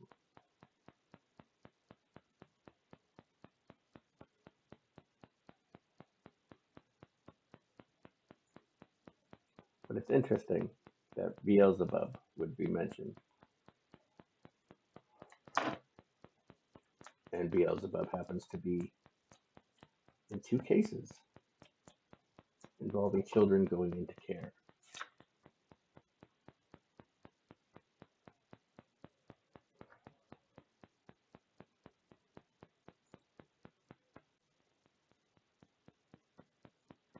But getting back to this anyway. She heard the voices. She heard, hey you. I heard, get them to pay for that. Spirits would make them sick. They would be up all night without sleep. DCS found that the nuns neglected her children's education by not having them in school regularly, which is an issue my ex-wife, had with her daughter while I was at work.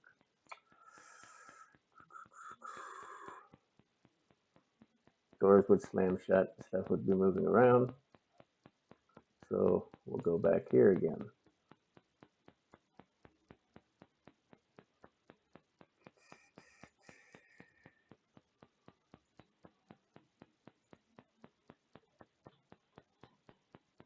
I had security cameras set up, and at this point I was in the process of getting dressed for work, so I put a hat over it rather than shutting it off.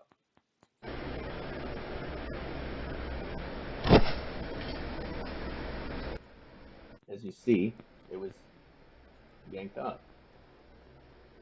I don't even notice until the night vision kicks off. Then I look up at the camera. But it's the force it was pulled off with. Like that was yanked off. There's nothing to be seen. Put it back on. No problem. Never fell off again.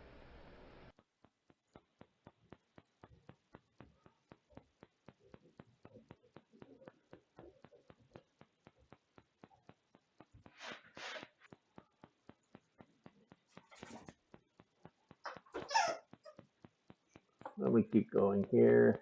Like I said, wants a psychiatric evaluation. They started moving around. They said they're basically saying that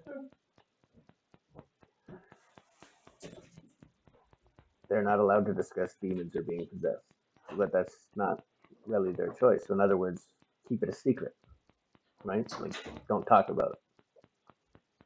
Never happened. She had to find another job in appropriate housing due to the paranormal activity.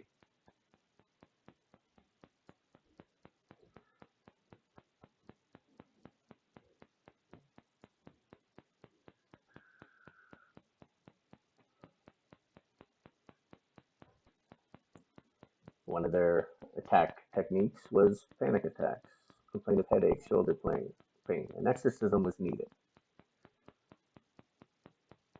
They did the ritual of prayers. After that, one of the people that were there had 30 days with nothing but bad luck. A name of a demon gives you power.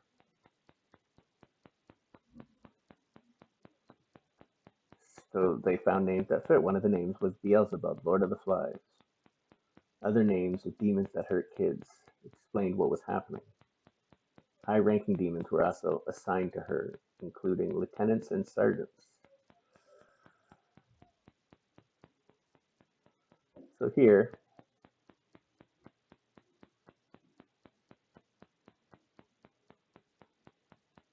it's hurting all over from the inside out.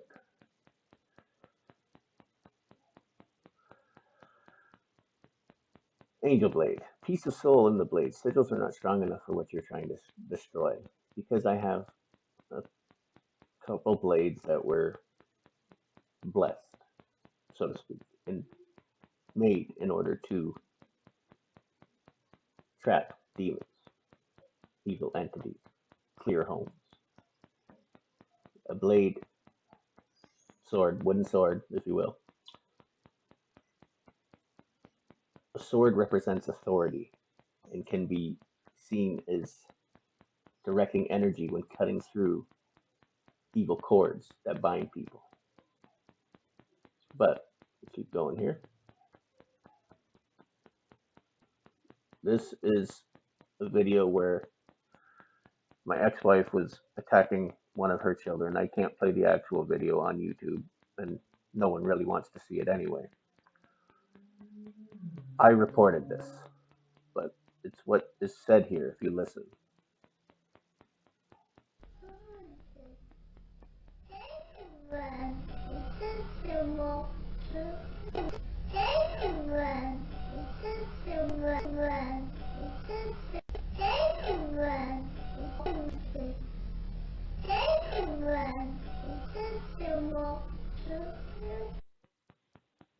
There you hear it. Beelzebub, she calls him.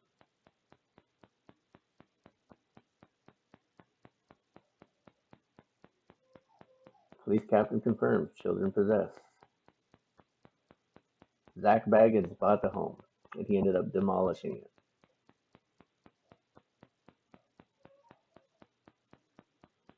Baggins explains something was inside the house that had the ability to do things I've never seen before. Things that others carrying the highest form of credibility couldn't explain either. There was something there that was very dark, yet highly intelligent and powerful. Intelligent enough to plan for an arrest, kids to go in care, all to set up suicide. A sacrifice, if you will.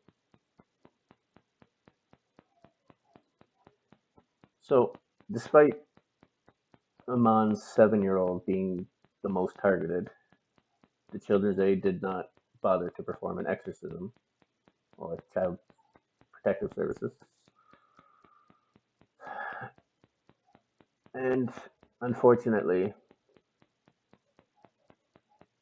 he died in 2021. They don't tell you how, but my guess would be suicide. And had medical professionals, the Children's Aid, Child Protective Services, had they took these claims seriously and done what was needed besides telling them no more talk about demons, that doesn't fix the problem. It's just like the Children's Aid telling me I can't put sigils on my children. Why? Why can't you expose what demons are doing? Why can't you protect your children from demons? Why is that a problem?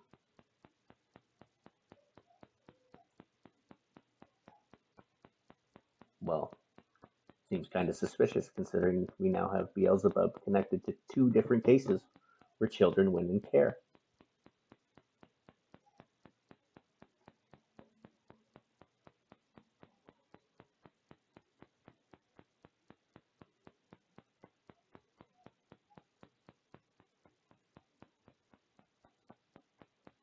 Amen. So yes, Father, what would you say to somebody who is skeptical about this whole thing, like demonic possession,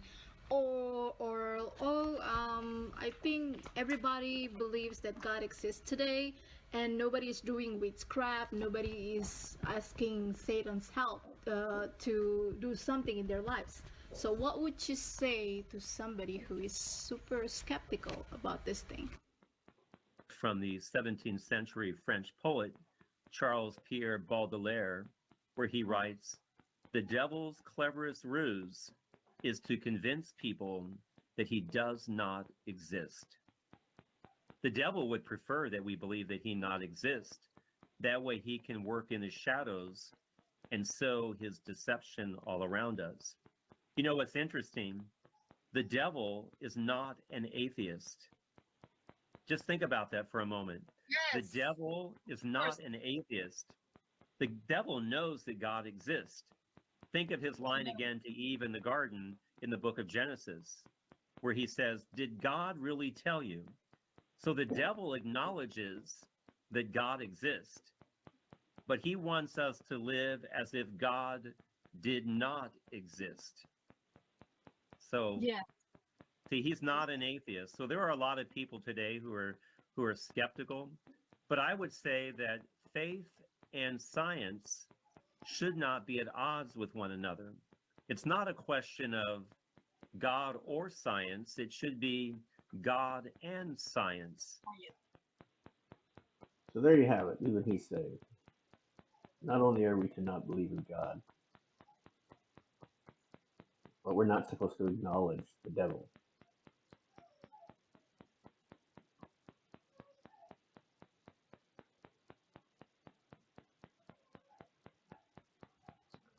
But there's one more thing I'm going to post before ending this episode, and I will continue with the part 2 tomorrow.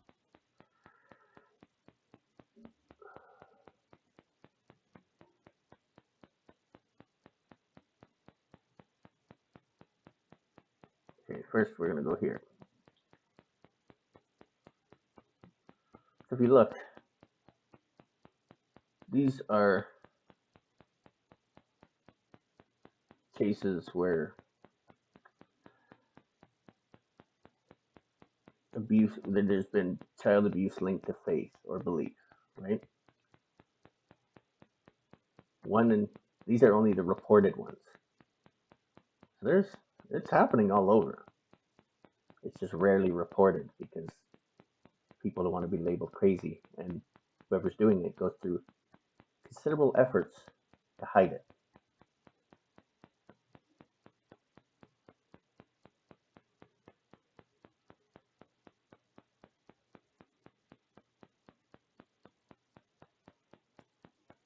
They claim child safety is in the best interest, right? My daughter was under 5 at the time, came to and from a visit with no car seat. But they're above the law, right? The lawless one, if you will.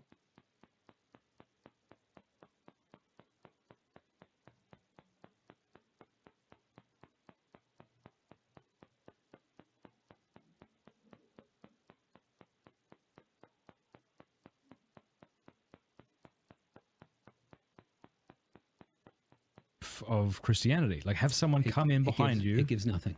Well, maybe you think it'll give nothing, but I imagine there's some people out there like, dude, if I could see this stuff happen, it would do something for me.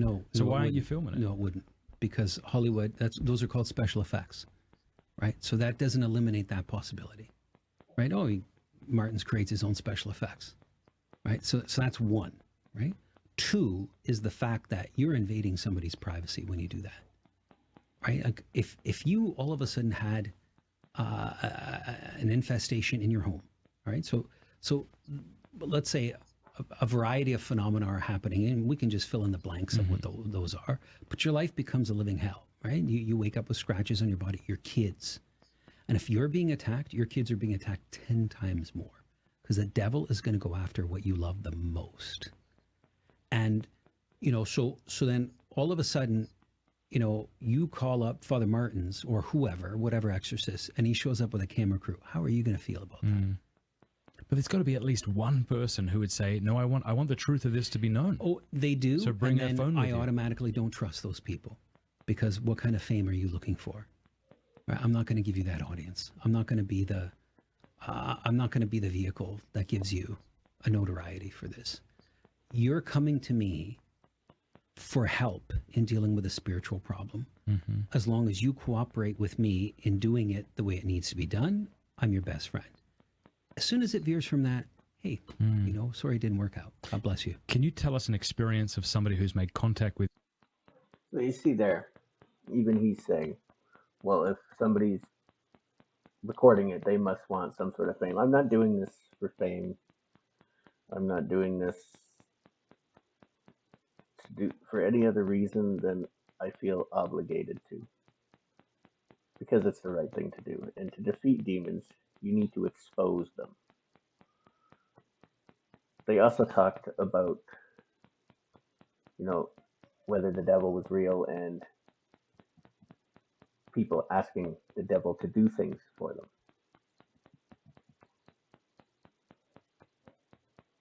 This is one of my ex-wife's spells that I was unaware of. But let's see, here she's saying, now Satan, it is my turn to be feared. There is no more divine power more divine than mine.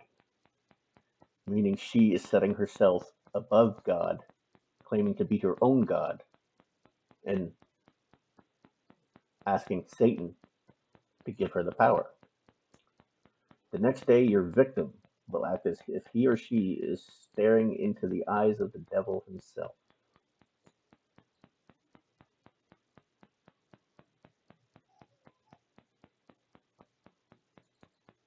But yet, I tell her, like, you let the wrong people in your life, I'd say curse me, but if everything was already taken away from me, what else could she do? I would never do that. I would never curse somebody, especially you. I've changed from who I was.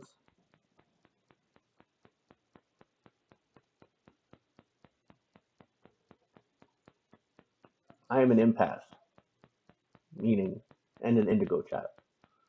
So I am a form of a light worker, amongst other things.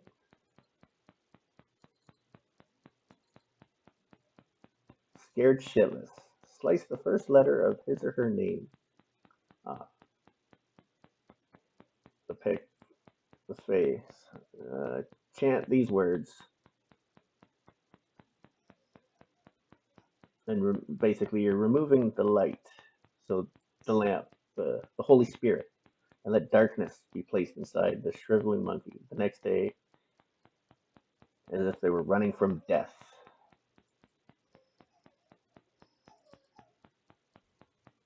To bring about greater good. I was looking for another one there, but there'll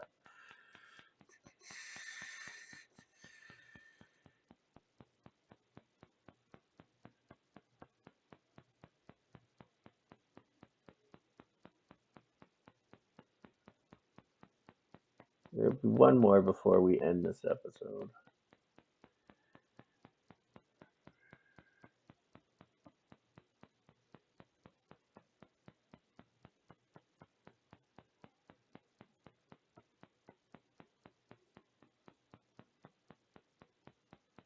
Actually, I will play my readings before I end this, which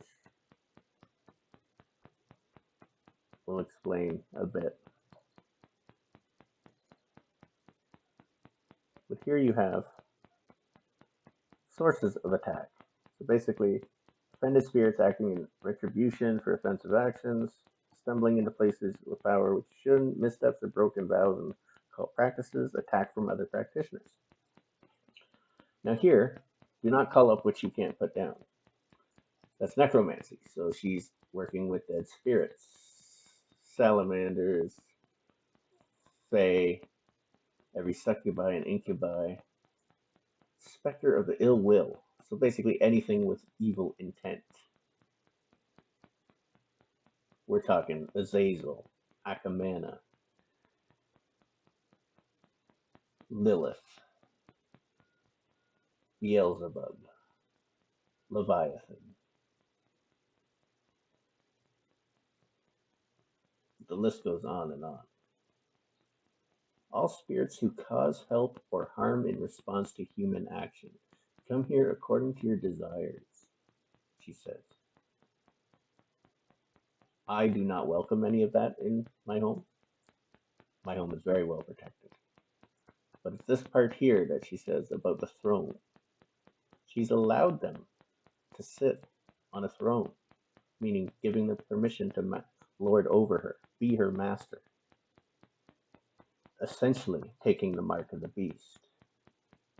And like the priest says, if they go after you, they will go after your children 10 times.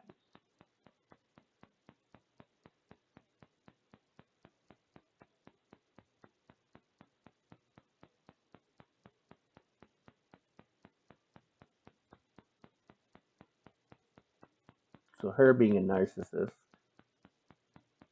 me being an empath, she began to study me.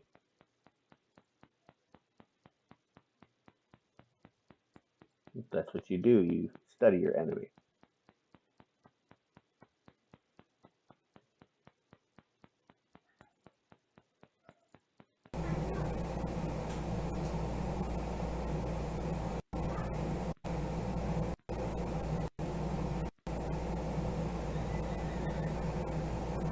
That is Beelzebub. You'll hear him say, "Hey, dreams me."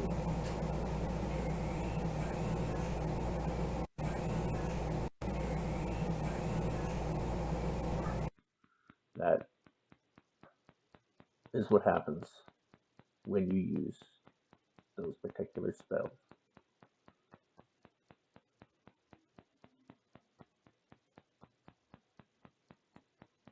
Here's my first reading. This is the day I discovered who I was. Dennis, you have a lot of deja vus. You are very open in your dreams. That's why you can see the future.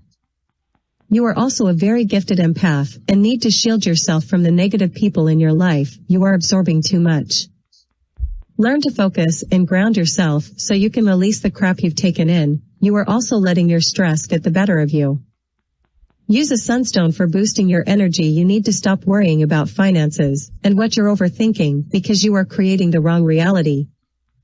Look forward, be brave, face your fears, and know you have the power within to defeat your own darkness. February 2021 is your time to rock and roll. New job or position, better frame of mind, and you will be driven to go after what you want. There is training or education involved with this new opportunity, but if you listen to your heart, you will defeat your own doubts. Go for it. Let the wheel of fortune finally spin in your favor.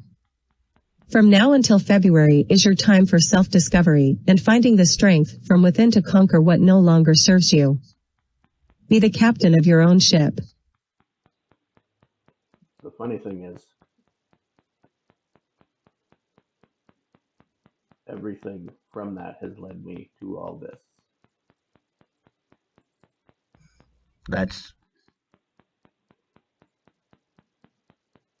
This one was the next one I had done, which was in 2021. In July. So it was before I removed the gin from my ex-wife.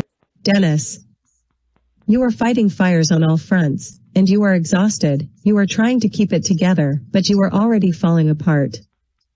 Warning about leaving that place by October. This needs to be both of your focus for the next few months. Get rid of the garbage and clean house. Then push housing to find you a new place. Read Brittany's auto write. You are getting more angry and more frustrated as each day goes on. This isn't good for any of you. Use this energy to focus on the apartment and give yourself a focus of freedom from the crap. Grandmother, Dad's side, she was a tough old broad when she was alive and says you come from good stock, but you have to stop being everything for everybody. Learn from her lesson and ask for help. If you want a fresh start, you already know what you have to do. The clock is ticking and you need to make major decisions. You are in a prison of your own making, and your anxiety isn't helping. It's time to poop or get off the pot. Give yourself a time out from the psychic work. You can't focus on it properly anyways, which is what the entity wants. Don't give in, refocus your priorities, plant your seeds of change, and don't look back. 4 days to make a game plan. That was July 10th, I think, when I went for the reading. Or that was when the game plan had to be made. We didn't get out in October.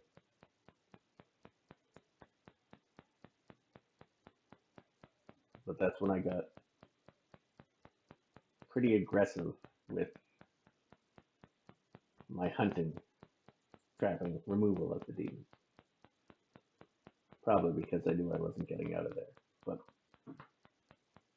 nothing really happened in October. I think I was able to prolong it.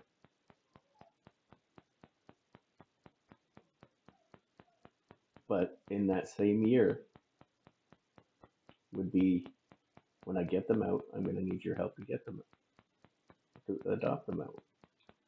So let's see what date comes up.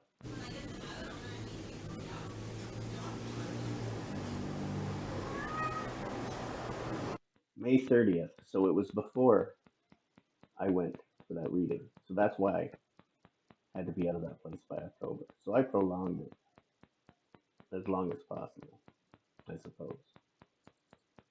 But here's the last reading. This one was done after the kids went into care, after the assault charges. Dennis. Turmoil/mental anguish/test of strength, 2 court dates or 2 more times in court. You have bottled up so much. But you need to find a healthy way to release it. A new hobby. New routine. A walk in the woods will help ground and ease your pain. Not sure if you are going back to court to fight for the kids, full custody? Or you are still in court trying to clear your name. The next 6 weeks to 6 months is meant for you to reflect, keep yourself focused, and set a game plan. You are going into a battle, and your mind is so foggy it's hard to see what you want. You need to start rebuilding yourself. It's time to create the life you want, deserve, and can manifest. Whatever the court cases are, you need to prepare. Dot your I's plus cross your T's, trust your instincts of when to act and when to react. It's your time to move forward. But you need to clear your mind first. Think clearly before you do anything. Take a time out and rethink your game plan, plant your seeds of change, and go after what you deserve. Grandfather, Dad's side, showing me a cake, birthday?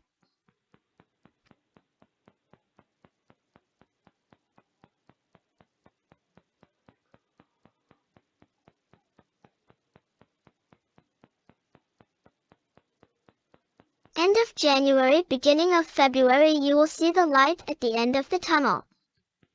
Face your fears, fight the demons, and free yourself. You have the power. Now, the funny thing about that particular one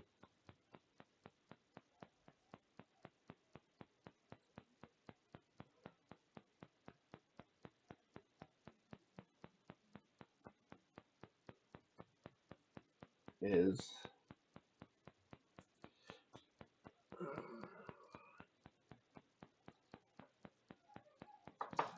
I'm not connected to the internet again.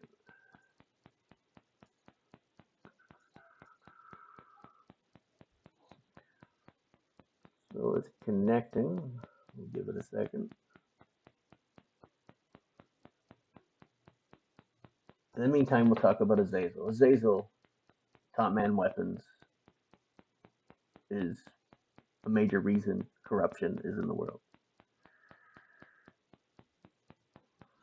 So, again, another demon involved with something that's connected, the whole corruption part of things.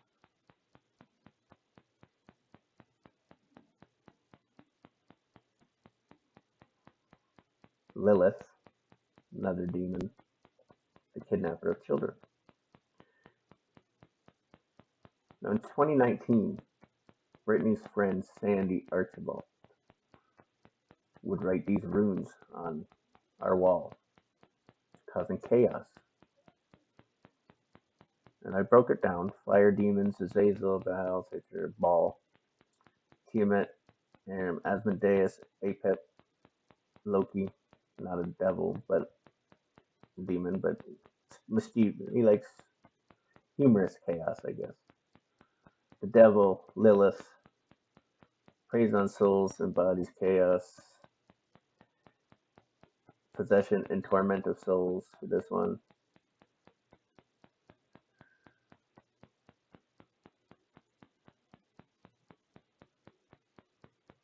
And then after that, that's when all the bad stuff started happening.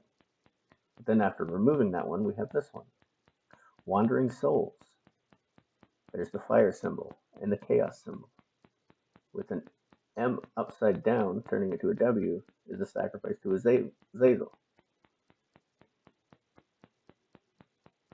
So wandering souls in Gematria brings up Revelations 13:18. Souls that wander are lost brings up Project Jezebel. For our struggle is not against flesh and blood, but against the rulers, against the authorities, against the powers of this dark world, and against spiritual forces of evil in heavenly realms. So it said I was going into a battle, right? So anyone who's watched my Benoit episode, the trailer at least, I did not do this intentionally. But when practicing magic, your intent is everything. So no ordinary investigator. Short form NOI. Notice of intent. Interestingly enough,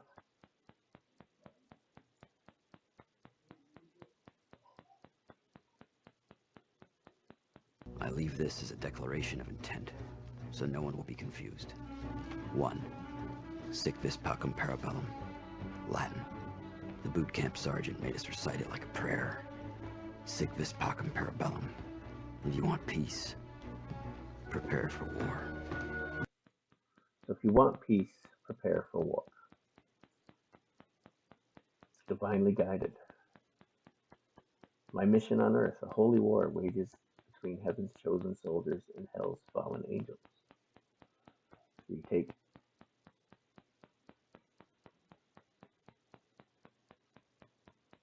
which would be, if you want peace, prepare for war, right? A war, holy war. Sandy Archibald, war, a light at the end of the tunnel. Now, a light at the end of the tunnel was from my third reading. I didn't notice the connection between this one here, the Sandy Archibald light at the end of the tunnel thing, until January 1st, 2025 at 11:33 p.m.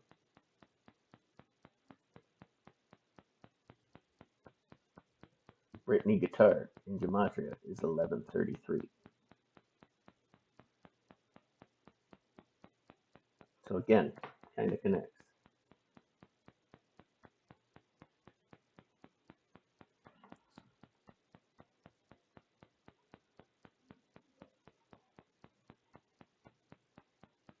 But it's kind of interesting. It's not a coincidence that after removing the Saxon runes that brought chaos into our lives, another friend would come out of the woodworks and develop this particular sigil, bringing another curse into my life.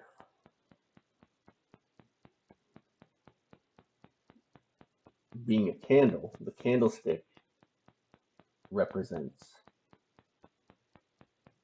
Lucifer as well. And like I said, the kidnapper of children is Lilith.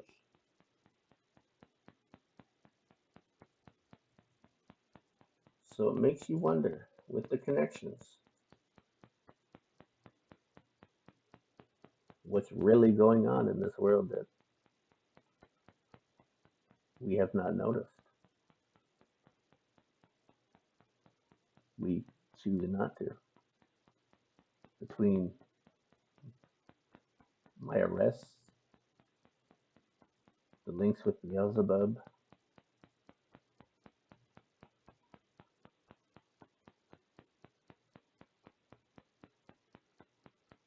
between everything that's gone on, we literally are wrestling against evil, wicked in high places.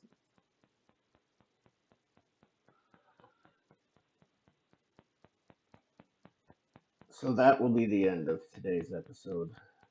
I'm going to make another one, again, like I said, probably tomorrow. That'll be more about suspicious circumstances within the Children's Aid. And then from there, at some point I plan on putting just the spiritual stuff into a video and making my testimony. For now, I thank anyone who took the time to watch. I ask that they continue to do so. Please like, share, and subscribe. That's how this information will get out there.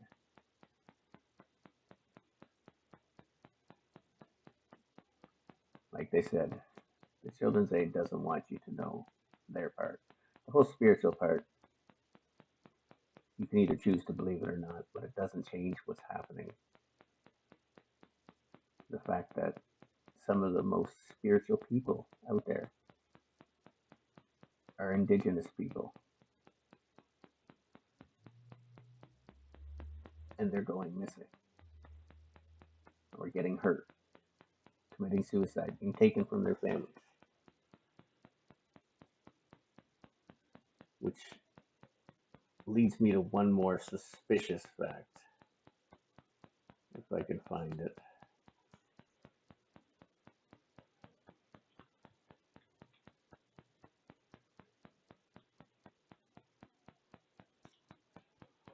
If I can find it here.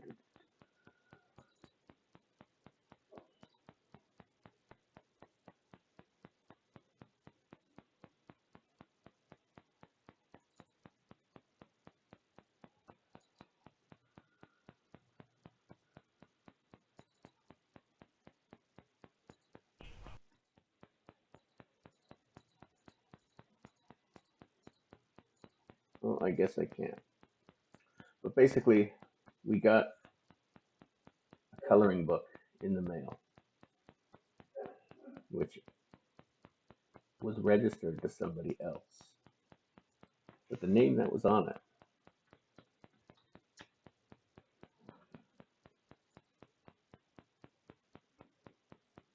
Missing Murdered Aboriginal Women, The Protector,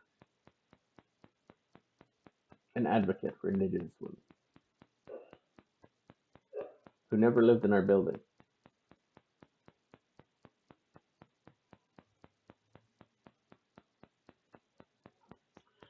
The last time that happened, when we got something with somebody else's name written on it, I'd never opened it. That's a federal crime. That was Brittany.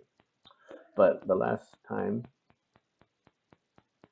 the first time it happened, was a book about God and angels. This is before I had taken this path. Almost as if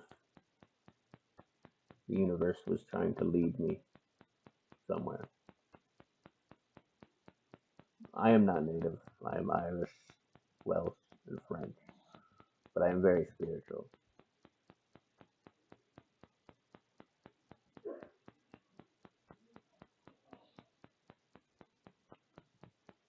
So again, please like, share, and subscribe. Thank you for watching. And hopefully I will have another one out tomorrow. You can either continue to watch to see what I'm doing next, or just exit the video because it's pretty much done. I just want to see what happens when I do this.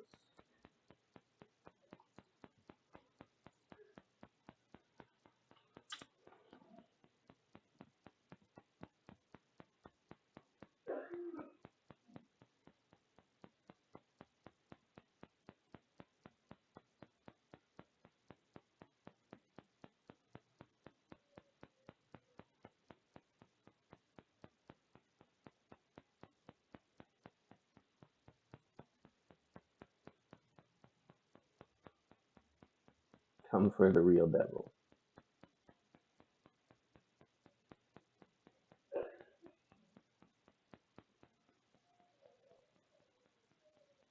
My enemy has no hold. Ending the pretending, helping overcome it.